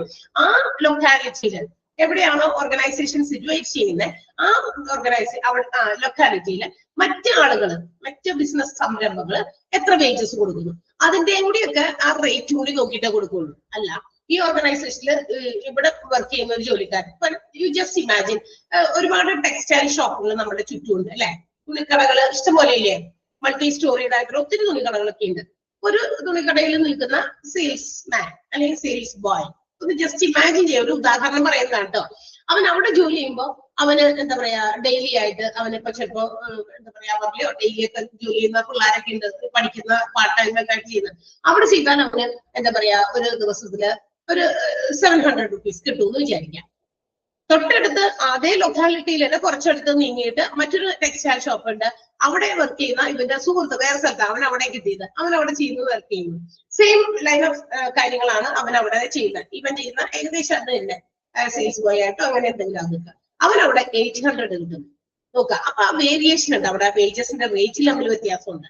പക്ഷെ അവർ തമ്മിൽ ബിസിനസ് ഓർഗനൈസേഷൻസിൽ എംപ്ലോയീസ് ഒക്കെ അവർക്ക് കൊടുക്കുന്ന ആ ഒരു സാലറിയോ അല്ലെങ്കിൽ വേജസോ ഒക്കെ കൊടുക്കുമ്പോൾ ഒരു ജസ്റ്റ് ഒരു എന്താ പറയാ യൂണിറ്റി കൊണ്ടുവരാനായിട്ട്, ഐക്യം കൊണ്ടുവരാനായിട്ട് അവർ പരസ്പരം അങ്ങോട്ടും ഇങ്ങോട്ടൊക്കെ എന്ത് ചെയ്യും, അത് ഡീൽ ചെയ്യും, അങ്ങനെ സംസാരിച്ച്. കാരണം ഇതേ കാര്യം തന്നെ മറ്റവിടെ ചെയ്യുമ്പോൾ അവിടെ അത്രയും കിട്ടുന്നു, അപ്പൊ ഇവിടെ വർക്ക് ചെയ്യാൻ വല്ലവരും വരും ഇല്ല, കാരണം അവിടത്തേക്കാൾ കൂടുതൽ രൂപ അവിടെയുണ്ട്. ഓക്കെ, അപ്പൊ അങ്ങനെയുള്ള കാര്യങ്ങൾ കൂടി കൺസിഡർ ചെയ്യണം. അപ്പൊ നെയ്ബറിംഗ് ആയിട്ടുള്ള സ്ഥലങ്ങളിലോ സെയിം ലൊക്കാലിറ്റിയിലോ ഉള്ള prevailing wage rate, salary rate ഒക്കെ ഒന്ന് നോക്കണം. എന്നിട്ടാണ് എന്ത് ചെയ്യുന്നത്, ഫെയർ വേജസ് ഫിക്സ് ചെയ്യുന്നത്. അത് ബിസിനസ് ഓർഗനൈസേഷൻസ് അങ്ങനെ ഡീൽ ചെയ്തിട്ടാണ് മറ്റുള്ളവരുമായിട്ടൊക്കെ സംസാരിച്ച് ഓക്കെ. അടുത്തത് level of national income and it's distribution. മറ്റൊരു കാര്യം പ്രധാനമായിട്ടും വേജസ് നിശ്ചയിക്കുമ്പോൾ ആ ഒരു നേഷന്റെ ആ ഒരു എന്താ പറയാ, നേഷൻ എന്ന് പറയുമ്പോൾ നമുക്ക് അറിയാം നമ്മുടെ നേഷൻ ഏതാ, ഇന്ത്യ അല്ലെ. അവിടെയൊക്കെ നിലനിൽക്കുന്ന അവിടുത്തെ നാഷണൽ ഇൻകം, ദേശീയ വരുമാനം എന്തുണ്ട്, ആ ദേശീയ വരുമാനം ഹൗ ഇറ്റ് ഈസ് ഡിസ്ട്രിബ്യൂട്ടഡ്, അതെങ്ങനെയാണ് ആളുകളിൽ ഡിവൈഡ് ചെയ്യുന്നത്, ഡിസ്ട്രിബ്യൂട്ട് ചെയ്യുന്നത്, ആ ഒരു റേറ്റ് അത് മനസ്സിലാക്കിയിട്ടും, അതായത് കൂടുതൽ നാഷണൽ ഇൻകം ഉള്ള നേഷൻ ആണെങ്കിൽ തീർച്ചയായിട്ടും അതനുസരിച്ച് അവരുടെ ഇൻകം അവർക്ക് ഷെയർ ചെയ്യാം, ഡിസ്ട്രിബ്യൂട്ട് ചെയ്യാം ആർക്ക് വേണമെങ്കിലും. അപ്പൊ അതും കൂടി ലെവല് നോക്കിയിട്ടാണ് ഫെയർ വേജസ് ഫിക്സ് ചെയ്യുന്നത്. മറ്റൊന്ന് the place of industry in the economy of the country. നമ്മുടെ രാജ്യത്തില് അത് ആ ഇക്കോണമിയിൽ എവിടെയാണോ ആ ഇൻഡസ്ട്രി നിലനിൽക്കുന്നത് അതിനെ ബേസ് ചെയ്തു. ചില സ്ഥലത്ത് കൂലിയൊക്കെ ഭയങ്കര കൂടുതലായിരിക്കും, ചില പ്രത്യേക സ്ഥലത്ത്, ഒരു രാജ്യത്തിൽ തന്നെ പല സ്ഥലങ്ങളിലും എന്താ പറയാ റേറ്റുകൾ വ്യത്യാസമുണ്ട്. തൊട്ടടുത്തടുത്തല്ല, പല സ്റ്റേറ്റുകളുടെ ഡിഫറൻസിലൊക്കെ എന്താ പറയാ പൈസ കൂടുതലുണ്ട്. ഇപ്പൊ ജസ്റ്റ് ഒരു ഉദാഹരണം വീണ്ടും പറയാം. നമ്മളെ കേരളത്തില് ഇപ്പൊ നഴ്സിംഗ് മേഖലയിൽ, അത് നമ്മുടെ ഹോസ്പിറ്റൽസിലൊക്കെ ഹെൽത്ത് കെയർ ഇൻസ്റ്റിറ്റ്യൂഷൻസിലൊക്കെ നഴ്സിംഗിനൊക്കെ ജോലിക്ക് കയറുമ്പോ പിള്ളേർക്കൊക്കെ അധികം പൈസ ഒന്നും കിട്ടില്ല. ഫ്രഷേഴ്സ് ഒക്കെ എന്താ പറയാ പഠിത്തമൊക്കെ കഴിഞ്ഞിറങ്ങി ഇതുങ്ങളുടെ എക്സ്പീരിയൻസിന് വേണ്ടി അടുത്ത വല്ല ഹോസ്പിറ്റലിൽ പോകാന്ന് വെച്ചാൽ കേരളത്തിൽ വരുമ്പോ നഴ്സിംഗ് ആളുകൾക്ക് പൈസ കുറവാണ്. അതേസമയം മറ്റ് സ്റ്റേറ്റ്സിലേക്ക് ചെല്ലുമ്പോ വീണ്ടും അതിനേക്കാൾ കുറച്ചുകൂടി കമ്പയർഡ് ടു കേരള കുറച്ചുകൂടി കൂടുതൽ എന്ത് ചെയ്യുന്നുണ്ട്, അവര് ഓഫർ ചെയ്യുന്നത് സാലറി വേജസ് ഒക്കെ. ഓക്കെ, അപ്പൊ അവര് ഒബ്വിയസ്ലി എവിടെ പോകും, കേരളത്തില് കാശ് ഒത്തിരി മുടക്കി നമ്മൾ എന്ത് ചെയ്യുന്നു, ഒത്തിരി കാശ് മുടക്കി ഇൻവെസ്റ്റ് ചെയ്ത് നമ്മൾ കേരളത്തിൽ പഠനങ്ങൾ പൂർത്തിയാക്കുന്നു. വളരെ എന്താ പറയാ 100% റിസൾട്ട് തരുന്ന എന്താ പറയാ ഒരു പഠന രീതിയാണ് നമ്മുടെ കേരളത്തിലുള്ളത്. വിദ്യാഭ്യാസത്തിന്റെ കാര്യത്തിലെ കുറച്ച് നമ്മൾ മുന്നിലാണ്. അപ്പൊ കേരളത്തിലെ വിദ്യാഭ്യാസത്തിന് അത്രയധികം വാലിഡിറ്റി ഉണ്ട് ഓക്കെ മറ്റ് സ്റ്റേറ്റ്സിനെ അപേക്ഷിച്ച്. ഇവിടെ ഒത്തിരി ഇൻവെസ്റ്റ്മെന്റ് ചെയ്ത് നമ്മൾ ഇവിടെ പഠിക്കുന്നു, പക്ഷെ നമുക്ക് ജോലി കിട്ടാൻ വേണ്ടി, അതായത് കൂടുതൽ സാലറിക്ക് വേണ്ടി നമ്മൾ പഠിച്ചത് മുഴുവൻ ഇവിടെ ഇൻവെസ്റ്റ് ചെയ്തിട്ടാ, അത് നമ്മൾ ഓർക്കണം അല്ലെ. ഇവിടെ ഇൻവെസ്റ്റ് ചെയ്തിട്ടാണ് പല കോളേജസിലായിരിക്കും മറ്റു സ്ഥലങ്ങളിലായിരിക്കാം ഹയർ സ്റ്റഡീസിന് വേണ്ടി ഒരുപാട് ഇൻവെസ്റ്റ്മെന്റ് നടത്തി നമ്മൾ പഠിക്കുന്നു.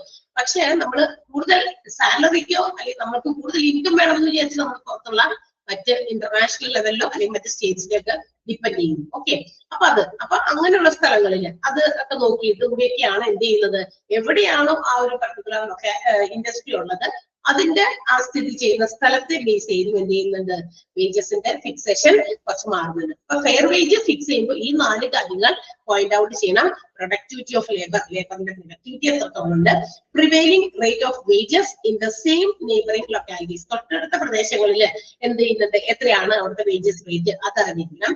Level of national income and their distribution, എങ്ങനെയാണ് ദേശീയ വരുമാനം അതിന്റെ വിതരണം എങ്ങനെ, and the place of industry in which the economy of the ഇൻഡസ്ട്രിയുടെ ഇക്കോണമി അത് ഏത് രാജ്യത്തുള്ളതാണ് എന്നുള്ളത് വളരെ ഇമ്പോർട്ടന്റ് ആണ്. ഇത്രയും 4 കാര്യങ്ങളെ ബേസ് ചെയ്തിട്ടാണ് ഫെയർ വേജസ് ഡിപ്പെൻഡ് ചെയ്യുന്നത്. അപ്പൊ ഫെയർ വേജസ് എന്താന്ന് നമ്മൾ പറഞ്ഞു. ഫെയർ വേജ് എന്ന് പറയുന്നത് ഇൻഡസ്ട്രിയിൽ നമ്മൾ വർക്ക് ചെയ്യുമ്പോൾ അവിടെ ഫിക്സ് ചെയ്യുന്ന minimum wage plus the capacity of the industry to pay, എത്രത്തോളം അതിന് ആ ഇൻഡസ്ട്രിക്ക് പേ ചെയ്യാൻ വേറെ കപ്പാസിറ്റി ഉണ്ട് അത്. പിന്നെ മാത്രമല്ല the region in which it is located, ഏത് സ്ഥലത്താണ് ആ ഇൻഡസ്ട്രി ഉള്ളത്, ഇത്രയും കാര്യങ്ങളെ ബേസ് ചെയ്താണ് ഫെയർ വേജ് ഫിക്സ് ചെയ്യുന്നത് എന്ന് നമുക്ക് ചുരുക്കി പറയാം. ക്ലിയർ ആയോ, മനസ്സിലായോ? ഫസ്റ്റ് സെന്റൻസ് നമ്മൾ അണ്ടർലൈൻ ചെയ്തിരുന്നു. പിന്നെ അണ്ടർലൈൻ ചെയ്യേണ്ടത് ഇതാണ്, എന്താ പറയാ, fair wage depends upon several factors like, ആ 4 ഫാക്ടേഴ്സ് ഏതാണ്, ഫെയർ വേജ് ഡിപ്പെൻഡ് ചെയ്യുന്നത് ഈ 4 ഫാക്ടേഴ്സിനെ ബേസ് ചെയ്താണെന്നും. അതിനുശേഷം ഏറ്റവും last sentence fair wage is determined, thus എന്നുള്ള വേർഡ് വേണമെന്നില്ല. Fair wage is determined on the base of the capacity of the industry to pay and the region in which industry is located.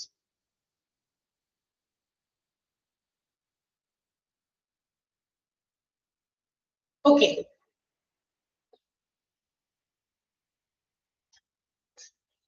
Clear ആയോ?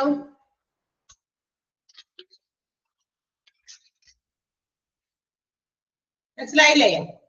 Doubt ഇല്ലല്ലോ? അപ്പൊ നമ്മൾ പറഞ്ഞു wages മൂന്നായിട്ട് classify ചെയ്തിട്ടുണ്ട്. Minimum wage, fair wage and living wage എന്ന് കൂടി പറഞ്ഞു. ലിവിംഗ് വേജ് അപ്പൊ അടുത്തത് മൂന്നാമത്തെ ലിവിംഗ് വേജ് ആണ്. It is the wage which provides that comforts the employees life. അതായത് എംപ്ലോയിയുടെ ലൈഫിൽ ഇച്ചിരി കൂടി കംഫർട്ടബിലിറ്റി അല്ലെ, കുറച്ചുകൂടി കംഫർട്ടബിൾ ആക്കാൻ വേണ്ടി പ്രൊവൈഡ് ചെയ്യുന്ന വേജ് ആണ് എന്ത്? Living wage. എന്ന് വെച്ചാൽ ഈ പറഞ്ഞ പോലെ ഫെയർ വേജസ് അല്ല, മിനിമം വേജസ് അല്ല. മിനിമം വേജ് എന്ന് പറയുമ്പോൾ എന്താണ്? ഏറ്റവും ബേസിക് നീഡ്സ് പ്ലസ് അവർക്ക് എന്താ പറയാ വിദ്യാഭ്യാസത്തിനോ മറ്റ് മെഡിക്കൽ ഇതിന് വേണ്ടിയിട്ടോ അസിസ്റ്റൻസിനോ മറ്റ് സൗകര്യങ്ങൾക്കൊക്കെ വേണ്ടി കൊടുക്കുന്നത്, അതൊക്കെ കൂടി നോക്കിയിട്ടുള്ള ഒരു വേജ് ഫിക്സ് ചെയ്യുന്നു, മിനിമം വേജ് ആയി കൊടുക്കുന്നു. ഫെയർ വേജ് എന്ന് പറയുമ്പോൾ നേരത്തെ പറഞ്ഞ minimum wage plus capacity of the industry to pay. ആ ഇൻഡസ്ട്രിക്ക് കൊടുക്കാൻ, അധികം കൊടുക്കാൻ ഇത്രയാണ് മിനിമം വേജ്. ഇപ്പൊ 1000 രൂപ, അതിന്റെ ഒപ്പം വേണ്ട 200 കൂടി കൂട്ടാം, നമുക്ക് ഇത് ഇത്രയും കൂടി വീതം എംപ്ലോയീസ് കൊടുക്കാനല്ല, അപ്പൊ 1200 ഫിക്സ് ചെയ്യാം. ഓക്കെ, അത് ഫെയർ വേജ്. ക്ലിയർ ആയോ? മനസ്സിലായോ ഈ പറയുന്നത്? അപ്പൊ ഒരു ജസ്റ്റ് ഒരു കുറച്ചും കൂടി ഒന്ന് ക്ലാരിഫൈ ചെയ്യാൻ വേണ്ടി ഞാൻ പറഞ്ഞതാ. 1000 രൂപ നമ്മുടെ മിനിമം വേജ്. അവർക്ക് എന്താ പറയാ അവരുടെ 2 നേരം അല്ലെങ്കിൽ 3 നേരം ഭക്ഷണം കഴിക്കാൻ അവർക്ക് ആവശ്യത്തിന് ഷെൽട്ടർ കൊടുത്തു, അവർക്ക് കുട്ടികളൊക്കെ ഉണ്ടെങ്കിൽ അതുങ്ങളെ പഠിപ്പിക്കാനൊക്കെ വിടാനോ അല്ലെങ്കിൽ വല്ല സ്റ്റോക്ക് വന്നു കഴിഞ്ഞാൽ അതൊക്കെ നമുക്ക് ടേക്ക് കെയർ ചെയ്യാനോ ഒക്കെ വേണ്ടി അതിനെല്ലാം കൂടി ഓർത്തിട്ട് അത് മനസ്സിലാക്കിയിട്ടുള്ള ഒരു വേജ് ഫിക്സ് ചെയ്യും. മേ ബി 1000 ഫോർ എക്സാമ്പിൾ, 1000 ആണ് മിനിമം വേജ് ഫിക്സ് ചെയ്തത്.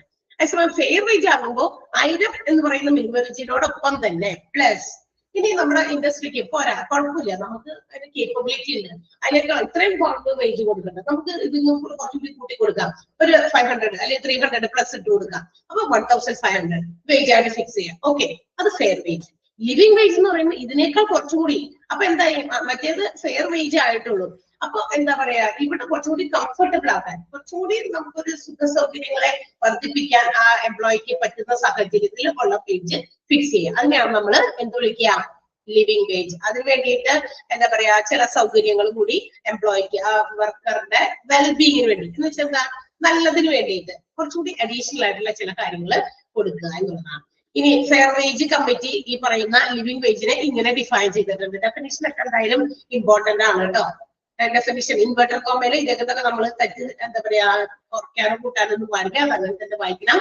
The living wage should enable the male earner to provide for himself and his family not merely the bare essential of food, clothing and shelter, but also a measure of frugal or using only as much money or food as is necessary, comfort including education for children, protection against ill health, requirements of essential social needs, and measure of insurance against the more important misfortunes including old age. കണ്ടോ? അപ്പൊ നോക്കിയേ, ഒരുപാട് കാര്യങ്ങൾ living വേജിൽ വന്നിട്ടുണ്ട്. കുറച്ചുകൂടി comfortable ആണ്. നമ്മൾ നേരത്തെ പറഞ്ഞ ബേസിക് ആയിട്ടുള്ള നീഡ്സ്, അതിൽ ഫുഡ്, ക്ലോത്തിങ്, ഷെൽട്ടർ ഉണ്ട്. അതുകൂടാതെ മറ്റ് ചില കുറച്ച് കാര്യങ്ങൾ അവരെ കംഫർട്ടബിൾ ആക്കാൻ വേണ്ടിയിട്ട് എഡ്യൂക്കേഷൻ ഫോർ ചിൽഡ്രൻ, നമ്മൾ ഫെയർ വേജിൽ പറഞ്ഞ കാര്യം കേട്ടോ. കുട്ടികൾക്ക് എന്താ പറയാ വിദ്യാഭ്യാസം കൊടുക്കേണ്ട ചെറിയ കുട്ടികളാണെങ്കിൽ അവരെ വിദ്യാഭ്യസിപ്പിക്കാനുള്ള സൗകര്യങ്ങൾ കൊടുക്കുക. പിന്നെ അവരുടെ എഗെയിൻസ്റ്റ് ഇൽ ഹെൽത്ത് ടു പ്രൊട്ടക്ട് ദം, അവർക്ക് ഏതെങ്കിലും തരത്തിലുള്ള അനാരോഗ്യങ്ങളൊക്കെ വന്നു കഴിഞ്ഞാൽ അവരെ പ്രൊട്ടക്ട് ചെയ്യുക. ഇത് പിന്നെ requirements for essential social needs, സാമൂഹ്യപരമായിട്ടുള്ള ചില ആവശ്യങ്ങൾ, സമൂഹവുമായി ബന്ധപ്പെട്ടുള്ള ചില ആവശ്യങ്ങളൊക്കെ ഉണ്ടെങ്കിൽ അതുകൂടി നിറവേറ്റാൻ വേണ്ടിയും plus measure of insurance, insurance കൂടി കൊടുക്കുക. എന്ന് വെച്ചാൽ അവരുടെ ലൈഫിനെ പ്രൊട്ടക്ട് ചെയ്യുക.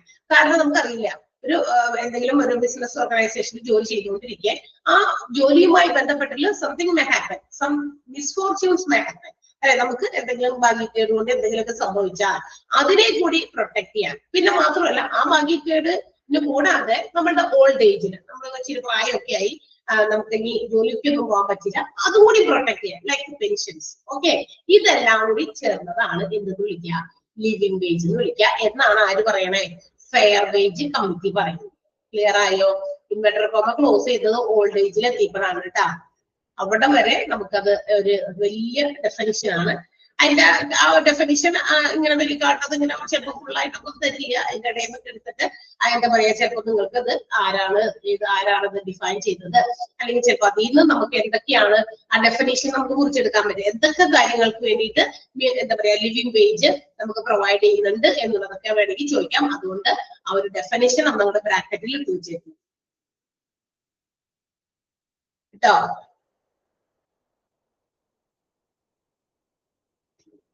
ല്ലേ? Okay, next one. അപ്പൊ നമ്മൾ പറഞ്ഞു, നമ്മൾ കുറച്ച് കമ്പോണൻസാ പറഞ്ഞുകൊണ്ടിരിക്കുന്നത്. എന്തിന്റെ? വേജ് കോമ്പൻസേഷൻ മാനേജ്മെന്റ് കോമ്പൻസേഷൻ പാക്കേജിന്റെ കുറെ കമ്പോണൻസ് പറഞ്ഞുകൊണ്ടിരിക്കുന്നത്. ഏതൊക്കെയായിരുന്നു? Wage or salary, dearness and other elements, incentives, fringe benefits and perks അല്ലെ. അപ്പൊ ഇതൊക്കെയാണ്. അതിൽ വേജസിനെ കുറിച്ച് ഇപ്പൊ ഇത്ര നേരം പറഞ്ഞുകൊണ്ടിരുന്നത്. ഡെയിലിയോ അവർലിയോ വീക്കിലിയോ ഒക്കെ നമ്മൾ വർക്കേഴ്സ് ചെയ്യുന്ന സേവനങ്ങൾക്ക് കൊടുക്കുന്ന റിവാർഡ്, അതാണ് വേജസ് എന്ന് പറഞ്ഞു. വേജസ് ഏതൊക്കെ രീതിയിലുണ്ടെന്ന് പറഞ്ഞു? Minimum wage, fair wage and living wage. അത് മൂന്നാണ് ഇപ്പൊ ഇത്രയും നേരം ഈ പറഞ്ഞുകൊണ്ടിരുന്നത് മുഴുവൻ. ക്ലിയർ ആണല്ലോ? അടുത്ത നമ്മൾ പഠിക്കാൻ പോകുന്നത് സാലറിയാണ്. എന്താണ് അപ്പൊ salary? Salary is the remuneration paid to the employees appointed on monthly or annual basis in return for their services rendered. അതും സേവനങ്ങൾക്കുള്ള പ്രതിഫലം തന്നെയാണ്. പക്ഷെ ഇവിടെ സേവനങ്ങളുടെ പ്രതിഫലം കൊടുക്കുന്നത് എങ്ങനെയായിരിക്കും? May be monthly or annually, yearly. Okay, ഒന്നിലും മാസത്തിൽ കൊടുക്കും അല്ലെങ്കിൽ വർഷത്തിൽ കൊടുക്കും. വർഷത്തിലൊക്കെ അങ്ങനെ കൊടുക്കണ്ടോ എന്ന് ചോദിച്ചു കഴിഞ്ഞാൽ മാസത്തിൽ തന്നെയാണ് കൊടുക്കുക. ഓക്കെ, അപ്പൊ അത് ഇയർലി പറയുന്നുണ്ട്. എങ്ങനെയാ അതനുസരിച്ച്. അപ്പൊ സാലറി എന്ന് പറയുന്നത് വേജസിൽ നിന്ന് ഡിഫറെന്റ് ആണ്. മന്ത്ലി അപ്പോയിന്റ്മെന്റ് ബേസിസ് ആണ്. മന്ത്ലി കൊടുക്കാം, അവർക്ക് കൊടുക്കേണ്ട റിവാർഡ്, റെമ്യൂണറേഷൻ മന്ത്ലി ആണ് കൺസിഡർ ചെയ്യുന്നത്, അല്ലെങ്കിൽ ആനുവലി ആണ്. ഇതിനെയാണ് നമ്മൾ എന്തെന്ന് വിളിക്കുക? സാലറി എന്ന് വിളിക്കുക. അപ്പോ സാലറി എന്ന് പറഞ്ഞാൽ it's the monthly rate of pay. Monthly മാസത്തിൽ കൊടുക്കുന്ന ഒരു പേ ആണ്, irrespective of the number of hours put in by the employees. അവിടെ എത്ര മണിക്കൂർ ജോലി ചെയ്തു അല്ലെ, അങ്ങനെയൊന്നും ഇല്ല. അതല്ല സാലറി എന്ന് പറയുന്നത് അല്ലെ. ഇപ്പൊ മണിക്കൂറിനല്ല അവിടെ കൺസിഡർ ചെയ്യുന്നത്. അവർ കൊടുക്കുന്ന സേവനങ്ങൾക്ക് മന്ത്ലി അപ്പോയിന്റ്മെന്റ് ആണ് അവർക്ക് പേയ്മെന്റ് കൊടുക്കുന്നത്. ക്ലിയർ ആയോ? സാലറി എന്താണ്? ആ ഫസ്റ്റ് സെന്റൻസ് അണ്ടർലൈൻ ചെയ്തേക്കുക കേട്ടോ. The term salary refers to the remuneration paid to the employees appointed on monthly or annual basis in return for their services rendered. എന്നുള്ള sentence underline ചെയ്ത് വെക്കാം. ചെയ്തോ? മനസ്സിലായി സാലറി? ഈ സാലറിക്ക് മറ്റൊരു എന്താ പറയാ ഒരു സബ് ഹെഡ് കൂടി കൊടുത്തിട്ടുണ്ട്, ടേക്ക് അവേ സാലറി. ഈ സാലറി എന്ന് പറയുമ്പോഴേ ഇതിന് സാലറിയുടെ ഒരു ഇത് എഴുതുന്നത് നിങ്ങൾ നോട്ടീസ് ചെയ്തിട്ടുണ്ടോ എന്ന് എനിക്കറിയില്ല. PSC മറ്റേ സാധനം തൊഴിൽ വാർത്ത, തൊഴിൽ വീതി, ഇങ്ങനെയുള്ള സപ്ലിമെന്റുകൾ ഉണ്ട് അല്ലെ. അതിനകത്ത് നമ്മൾ കാണുമ്പോൾ എന്താ പറയാ സാലറി സ്കെയിൽ എന്ന് പറഞ്ഞിട്ട് ഒരു സ്കെയിൽ കാണിച്ചിട്ടുണ്ടാവും അല്ലെ. 15,000, ഒരു ഹൈഫൺ 250, ഒരു ഹൈഫൺ 18,000 ഇങ്ങനെയൊക്കെ പറഞ്ഞിട്ടൊരു ഇട്ടിട്ടുണ്ടായിരിക്കും അല്ലെ. അപ്പൊ അതൊരു എന്താ പറയാ ഒരു പേയ്മെന്റ് പേ ആണ്. ഇവിടെ ടേക്ക് അവേ ഹോം സാലറി എന്ന് പറഞ്ഞാൽ the net amount of salary which the employee can take away after some deductions. നമുക്ക് അല്ലേ, അതായത് സാലറി ഇത്രയാണ്, പക്ഷെ ഈ സാലറി ചില ആൾക്കാർ പറയുന്നില്ലേ സാലറി ഇത്രയാണ്, പക്ഷെ പിടുത്തമൊക്കെ കഴിഞ്ഞിട്ട് ഇത്രയാണ് കഴിഞ്ഞിട്ടുണ്ട്. കേട്ടിട്ടുണ്ടോ അങ്ങനെ പറയണേ? കേട്ടിട്ടുണ്ടാ? നിങ്ങൾ കേട്ടിട്ടുണ്ടോ അങ്ങനെ? ഞാൻ മാത്രം കേട്ടിട്ടുള്ളൂ തോന്നുന്നു. കേട്ടിട്ടുണ്ടോ അങ്ങനെ? എന്ത്? സാലറി ഇത്രയാണ്, പക്ഷെ പിടുത്തമൊക്കെ കഴിഞ്ഞിട്ട് വീട്ടിൽ കൊണ്ടുപോകാൻ പറ്റുന്നത് കയ്യിൽ കിട്ടുന്നത് ഇത്രയാണ് എന്ന് വെച്ചാൽ അത് ഇച്ചിരി സങ്കടത്തോടെ ആളുകൾ പറയുന്ന കാര്യമാണ്. ഈ എന്താണ് ഈ പിടുത്തം? ചില കാര്യങ്ങൾക്ക് ഒരു ഡിഡക്ഷൻസ്. നമുക്ക് സാലറി ഇത്രയാണ്, 20,000 ആണ് സാലറി, പക്ഷേ so after making some deductions എന്ന് പറയുന്നത് കുറയ്ക്കലുകൾ. എന്തിന്റെ കുറയ്ക്കല്? ചിലപ്പോ എംപ്ലോയീസിന്റെ പേരിൽ LIC ഒക്കെ ഉണ്ടാവും. അപ്പൊ LICയുടെ പിടുത്തം ഉണ്ടാകും, PF കൊടുക്കും. ഓക്കെ, ടാക്സ് ഡിഡക്ഷൻ അല്ല. ടാക്സ് കൊടുക്കേണ്ടവരാണെങ്കിൽ അങ്ങനെ വലിയ ഹൈ ഇൻകം ഉള്ള ആൾക്കാർക്കൊക്കെ ടാക്സ് കൊടുക്കേണ്ടി വരും. അപ്പൊ അതിനു വേണ്ടി പോകും. പിന്നെന്താ PF, നമ്മുടെ ഈ നമുക്ക് കിട്ടുന്ന സാലറിയുടെ ഒരു ചെറിയ പോർഷൻ ആണ് എന്ത് ചെയ്യുന്ന PF എന്ന് പറഞ്ഞ് നമ്മൾക്ക് വേണ്ടിയിട്ട് PF ഒരു അക്കൗണ്ട് ഉണ്ടാക്കി വെച്ചിരിക്കുന്നത്. സോ ആഫ്റ്റർ ദ റിട്ടയർമെന്റ് അല്ലെങ്കിൽ നമ്മളുടെ ഡെത്ത് വിച്ചെവർ കംസ് ഏർലിയർ നമ്മളുടെ അക്കൗണ്ട് ക്ലോസ് ചെയ്യുമ്പോൾ ആ PF ഒരു എമൗണ്ട് കിടക്കും. അത് എംപ്ലോയീസിന് തിരിച്ചു കൊടുക്കും. ഓക്കെ, അവർക്ക് അല്ലെങ്കിൽ റിട്ടയർമെന്റ് ചെയ്തവർക്കാണെങ്കിൽ അങ്ങനെ വെച്ച് പോകാണെങ്കിൽ അവരുടെ ബെനഫിഷ്യറീസ് ആരാണോ അവർക്കത് പ്രൊവൈഡ് ചെയ്യും PF എമൗണ്ട്. മനസ്സിലായോ? അപ്പൊ ഈ പറയുന്ന കുറയ്ക്കലുകൾ കഴിഞ്ഞതിന് ശേഷം കയ്യിൽ കിട്ടുന്ന ആ എമൗണ്ട്, ആ നെറ്റ് എമൗണ്ട്, അതിന്റെ ഒരു എന്താ പറയാ നെറ്റ് എമൗണ്ട് എന്ന് പറഞ്ഞാൽ ബാക്കി വരുന്ന തുക, അതാണ് ടേക്ക് അവേ ഹോം അല്ലെങ്കിൽ ടേക്ക് ഹോം സാലറി എന്ന് പറയുന്നത്. അത്രേ ഉള്ളൂ. ആ സെന്റൻസ് ഒന്ന് അണ്ടർലൈൻ ചെയ്തേക്കാട്ടാ. എന്താണ് take home salary? It is the net amount of salary received by an employee after making all the deductions towards the payment of income tax, LIC premium and the contribution to PF. സിമ്പിളല്ലേ? സിമ്പിളല്ലേ ഇതൊക്കെ? Yes. അപ്പോ നമ്മള് wages and സാലറിയില് ഒന്നാമത്തെ component compensation മാനേജ്മെന്റിന്റെ first component ആയിരുന്നു wages and salary. വേജസിനകത്ത് minimum wage, fair wage, living wage എന്നിങ്ങനെ 3 ക്ലാസിഫിക്കേഷൻസ് ഉണ്ടായിരുന്നു. അതുപോലെ തന്നെ നമ്മുടെ സാലറി എന്ന് പറയുന്നത് remuneration paid monthly or annually for the services rendered by the employees ചെയ്യുന്ന സേവനങ്ങൾക്ക് എന്താ പറയാ മാസത്തിലോ അല്ലെങ്കിൽ വർഷത്തിലോ കൊടുക്കുന്ന പേയ്മെന്റിനെയാണ് നമ്മൾ സാലറി എന്ന് വിളിക്കുക. അതിനകത്ത് ഒരു ടേക്ക് ഹോം സാലറി പറഞ്ഞിട്ടുണ്ട്. അതായത് നെറ്റ് എമൗണ്ട് ഓഫ് സാലറി ആണ്. അതെന്ന് പറഞ്ഞാൽ കുറച്ചിട്ടുള്ള സാലറി. എന്ത് കുറച്ചിട്ടുള്ളത്? നമ്മളുടെ മറ്റു തരത്തിലുള്ള ഡിഡക്ഷൻസ്, LIC പ്രീമിയം കൊടുക്കുന്നതോ അല്ലെങ്കിൽ എന്താ പറയാ നമ്മളുടെ ചിലപ്പോൾ ആളുകൾക്ക് ഇതൊക്കെ ഉണ്ടായിരിക്കും, ഏതെങ്കിലും തരത്തിലുള്ള മറ്റ് പേയ്മെന്റ് ലോണൊക്കെ ഓർഗനൈസേഷൻ എന്തെങ്കിലും ലോണൊക്കെ എടുത്തിട്ടുണ്ടെങ്കിൽ അത് തിരിച്ചടക്കേണ്ടി വരും. അത് ചിലപ്പോൾ ഇങ്ങനെ ഗഡുക്കളൊക്കെ ആയിട്ടായിരിക്കും തിരിച്ചു പിടിക്കുന്നത്. എന്താ പറയാ അധികമായിട്ടൊക്കെ നമ്മള് സാലറിക്ക് പുറമെ ലോണായിട്ടൊക്കെ എടുത്തിട്ടുണ്ടെങ്കിൽ ചില അങ്ങനെയൊക്കെ കൊടുക്കുന്നവരും ഉണ്ട്. അപ്പൊ അത് പിടുത്തം വന്നു, PF പ്രൊവിഡന്റ് ഫണ്ടിലേക്കുള്ള പിടുത്തം, ഇതെല്ലാം കഴിഞ്ഞ് ബാക്കി വരുന്ന നെറ്റ് എമൗണ്ട് ഓഫ് സാലറി ആണ് എന്താ പറയാ നമ്മള് ടേക്ക് ഹോം സാലറി എന്ന് പറയുന്നത്. അപ്പൊ അടുത്തത് ഡിയർനെസ് അലവൻസ് ആണ്. ഓക്കെ, ഡിയർനെസ് അലവൻസ് തുടങ്ങി വെക്കാം. അപ്പൊ തിരിയ അപ്പൊ under section 3 of the minimum wages act, അതായത് നമ്മൾ നേരത്തെ പറഞ്ഞു എംപ്ലോയീസിനെ സംബന്ധിക്കുന്ന ഒരു ബിസിനസ് ഓർഗനൈസേഷനിൽ ജോലി ചെയ്യുന്ന ജോലിക്കാരെ സംബന്ധിക്കുന്ന ഒരുപാട് ആക്ടുകൾ ഉണ്ട് കേട്ടോ. അതിൽ ഒരു ആക്ടാണ് നമ്മൾ നേരത്തെ ഗ്രീവൻസ് എന്താ പറയാ മാനേജ്മെന്റിൽ പറഞ്ഞത്. ഒരുപാട് വേറെ കുറെ ഫാക്ടറീസ് ആക്ട് പറഞ്ഞു, ഇൻഡസ്ട്രിയൽ ഡിസ്പ്യൂട്ട്സ് ആക്ട് പറഞ്ഞു, പിന്നെ എന്താ പറയാ അപ്രന്റീസ്ഷിപ്പ് ആക്ട് പറഞ്ഞു. ഓക്കെ, അങ്ങനെ കുറെ ആക്ടുകളെ കുറിച്ച് മെൻഷൻ ചെയ്യുന്നുണ്ട്. അതുപോലെ ഒരു ആക്ടാണ് മിനിമം വേജസ് ആക്ട്. അതിന് വേറെ ആക്ട് നമ്മൾ നേരത്തെ പറഞ്ഞല്ലോ, വേജസിനെ സംബന്ധിക്കുന്ന ആക്ടുകളൊക്കെ നിലവിലുണ്ട്. അപ്പൊ ആ ആക്ട് അതിന്റെ സെക്ഷൻ 3 പ്രകാരം ഡിയർനെസ് അലവൻസ്, അതാണ് ഡി എന്നതുകൊണ്ട് DA എന്ന് ഷോർട്ട് ഫോമിൽ എഴുതിയിരിക്കുന്നത്, is described as the cost of living allowance. എന്താണത്? Cost of living allowance. അതായത് ഒരു ആൾക്ക് ജീവിക്കാൻ വേണ്ട ഒരു ചെലവ്, അതിനു വേണ്ടി കൊടുക്കുന്ന അലവൻസ്, അതാണ് എന്തെന്ന് വിളിക്കാം നമ്മള് ഡിയർനെസ് അലവൻസ് എന്ന് ഇതില് under section 3 of the minimum wages ആക്ടില് പറയുന്നത്. അത് എന്തിനു വേണ്ടിയിട്ടാന്ന് വെച്ചാൽ it is to protect the real wages of workers. അതായത് ചില സമയത്ത് ഇൻഫ്ലേഷൻ ഒക്കെ ഉണ്ടാവും. ഇൻഫ്ലേഷൻ എന്ന് പറഞ്ഞാൽ എന്താ? പണപ്പെരുപ്പം. മനസ്സിലായോ? പണപ്പെരുപ്പൊക്കെ ഉണ്ടാവും. ഈ പണപ്പെരുപ്പൊക്കെ ഉണ്ടാകുന്ന സമയത്ത് ആളുകളുടെ കയ്യിലൊക്കെ ഒരുപാട് എന്താ പറയാ ഇങ്ങനെ പൈസ ഇങ്ങനെ ഭയങ്കരമായിട്ട് റോളിങ് വരുന്ന സമയമാണ്. അപ്പൊ അങ്ങനെ ഉണ്ടാകുന്ന സമയത്ത് വർക്കേഴ്സിനെ, ജോലിക്കാരെ പ്രൊട്ടക്ട് ചെയ്യാൻ വേണ്ടിയിട്ട് ഫിക്സ് ചെയ്തിരിക്കുന്നതാണ് ഈ പറയുന്ന ഡിയർനെസ് അലവൻസ് എന്ന് പറയുന്നത്. അപ്പൊ ഡിയർനെസ് അലവൻസ് പ്രൊവൈഡ് ചെയ്യുന്ന ഓർഗനൈസേഷൻസ് ഉണ്ട്. ഇന്ത്യയില് ഇത് ഒരു എന്താ പറയാ ഇമ്പോർട്ടന്റ് ആയിട്ടുള്ള ഒരു ഭാഗമാണ് വേജ് സിസ്റ്റത്തിൽ. അതായത് എന്താ പറയാ വേജസ് ഒക്കെ നിശ്ചയിക്കുമ്പോൾ നമ്മുടെ ഇന്ത്യയിൽ ഏറ്റവും ഇമ്പോർട്ടന്റ് ആയിട്ടുള്ള ഒരു പാർട്ട്, വേജസിന്റെ ഒരു ഭാഗമാണ് ഡിയർനെസ് അലവൻസ് എന്ന് പറയുന്നത്. എന്തിനു വേണ്ടിയിട്ടുള്ളതാണ്? കോസ്റ്റ് ഓഫ് ലിവിംഗ് അലവൻസ് എന്നുകൂടി നമുക്ക് അതിനെ പറയാം, DA. മനസ്സിലായോ?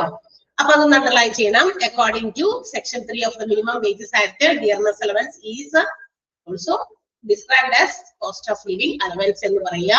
അതോടൊപ്പം തന്നെ അതിന്റെ എന്താണ് അതിന്റെ ലക്ഷ്യം? It is to protect the wages of workers during inflation എന്ന് പറയും. അവിടെ വരെ മതി, ഇൻഫ്ലേഷൻ വരെ മതി കേട്ടോ. രണ്ട് സെന്റൻസ് ഒന്ന് അണ്ടർലൈൻ ചെയ്യണം. ഇനി ഈ ഡിയർനെസ് അലവൻസിന്റെ ഒപ്പം തന്നെ മറ്റ് പല അലവൻസുകളും വർക്കേഴ്സിന് പ്രൊവൈഡ് ചെയ്യാറുണ്ട് ഓർഗനൈസേഷൻസ്. അതിന്റെ പേരുകൾ അവിടെ കൊടുത്തിട്ടുണ്ട്. ഏതാ? City compensatory allowance CCA, house rent allowance HRA, medical allowance MA, educational allowance EA, conveyance allowance എന്നിങ്ങനെ ഇതൊക്കെ നമ്മുടെ വേജസിന്റെ കോമ്പൻസേഷൻ പാക്കേജിൽ വരുന്നുണ്ട്. ഏതൊക്കെയാണ്? CCA, HRA, EA, MA and also conveyance allowance, TA എന്നും പറയും. അതായത് ട്രാവലിംഗ് അലവൻസ് കൺവെയൻസ് അലവൻസ് തന്നെയാണ് ട്രാവലിംഗ് അലവൻസ്. CA എന്നോ TA എന്നോ പറഞ്ഞാൽ അത് രണ്ടും തന്നെയാണ്. ഇതെല്ലാം കോമ്പൻസേഷൻ പാക്കേജിൽ വരുന്ന അലവൻസുകളാണ്. ഡിയർനെസ് അലവൻസിന് പുറമെ ഇതുകൂടിയൊക്കെ അലവൻസുകളായിട്ട് വരുന്നുണ്ട്.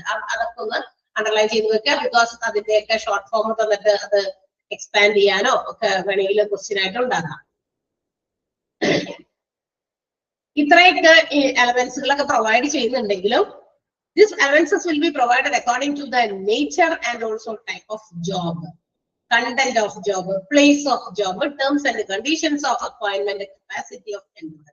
അലവൻസുകൾ ഇങ്ങനെ കുറെ നമ്മൾ പേര് പറഞ്ഞു അല്ലെ. ഡിയർനെസ് അലവൻസ്, അതുപോലെ city compensatory allowance, house rent allowance, dearness allowance, travelling allowance, പേരുകളൊക്കെ നല്ല മനോഹരമായിട്ടിട്ട് അലവൻസുകളുടെ പേരൊക്കെ പറഞ്ഞിട്ടുണ്ട് എങ്കിലും ഈ അലവൻസുകളൊക്കെ പ്രൊവൈഡ് ചെയ്യുന്നത് എന്തിന്റെ അടിസ്ഥാനത്തിലാണ്? നേച്ചർ ഓഫ് ബിസിനസ് അല്ലെങ്കിൽ നേച്ചർ ഓഫ് ജോബ്, അതുപോലെ അതിന്റെ ജോബിന്റെ കണ്ടന്റ്, എങ്ങനെയുള്ള ജോബാണ് ചെയ്യുന്നത്, അതിന്റെ ടേംസ് ആൻഡ് കണ്ടീഷൻസ്, പിന്നെ കപ്പാസിറ്റി ഓഫ് ദ ഓർഗനൈസേഷൻ. ആ ഇയാൾക്ക് കൊടുക്കാൻ പാകത വേണ്ടേ അല്ലെ? ബിസിനസ് ഓർഗനൈസേഷന്റെ എംപ്ലോയർക്ക് ഇത് കൊടുക്കാനുള്ള കപ്പാസിറ്റി കൂടി വേണ്ടേ?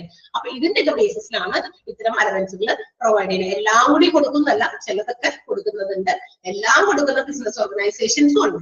അപ്പൊ അതുകൂടി നമ്മൾ മനസ്സിലാക്കണം. കോമ്പൻസേഷൻ കൊടുക്കുമ്പോ ഈ അലവൻസുകൾ എല്ലാം തന്നെ കൊടുക്കാം, ഇതിൽ ഏതെങ്കിലും ഒക്കെ കൊടുക്കാം. ബട്ട് ഇറ്റ് ഡിപ്പെൻഡ്സ് അപ്പോൺ, പക്ഷെ ഇത് ഡിപ്പെൻഡ് ചെയ്യുന്നത് nature and type of job, content of job, place of job, terms and conditions of job and also the capacity of the employer. Clear ആയോ? ഇവിടെ നിർത്താം. ഡിയർനെസ് അലവൻസിൽ നമ്മൾ നിർത്തിയിരിക്കുകയാണ്. അടുത്ത കുറച്ചും കൂടി ഉണ്ട്. ഇൻസെന്റീവ്സും ഫ്രിഞ്ച് ബെനിഫിറ്റ് ആൻഡ് പാരക്ടിസിറ്റ്സും, പിന്നെ കുറച്ച് ഈ പറയുന്ന കോമ്പൻസേഷനെ എഫക്ട് ചെയ്യുന്ന കുറച്ച് ഫാക്ടേഴ്സ് ആണ്. ഇന്റേണൽ ആൻഡ് എക്സ്റ്റേണൽ ഫാക്ടേഴ്സ് കൂടി ഉണ്ട്. ഓക്കെ, അതെ, നന്നായിട്ടൊന്ന് വായിച്ചു നോക്കാട്ടാ.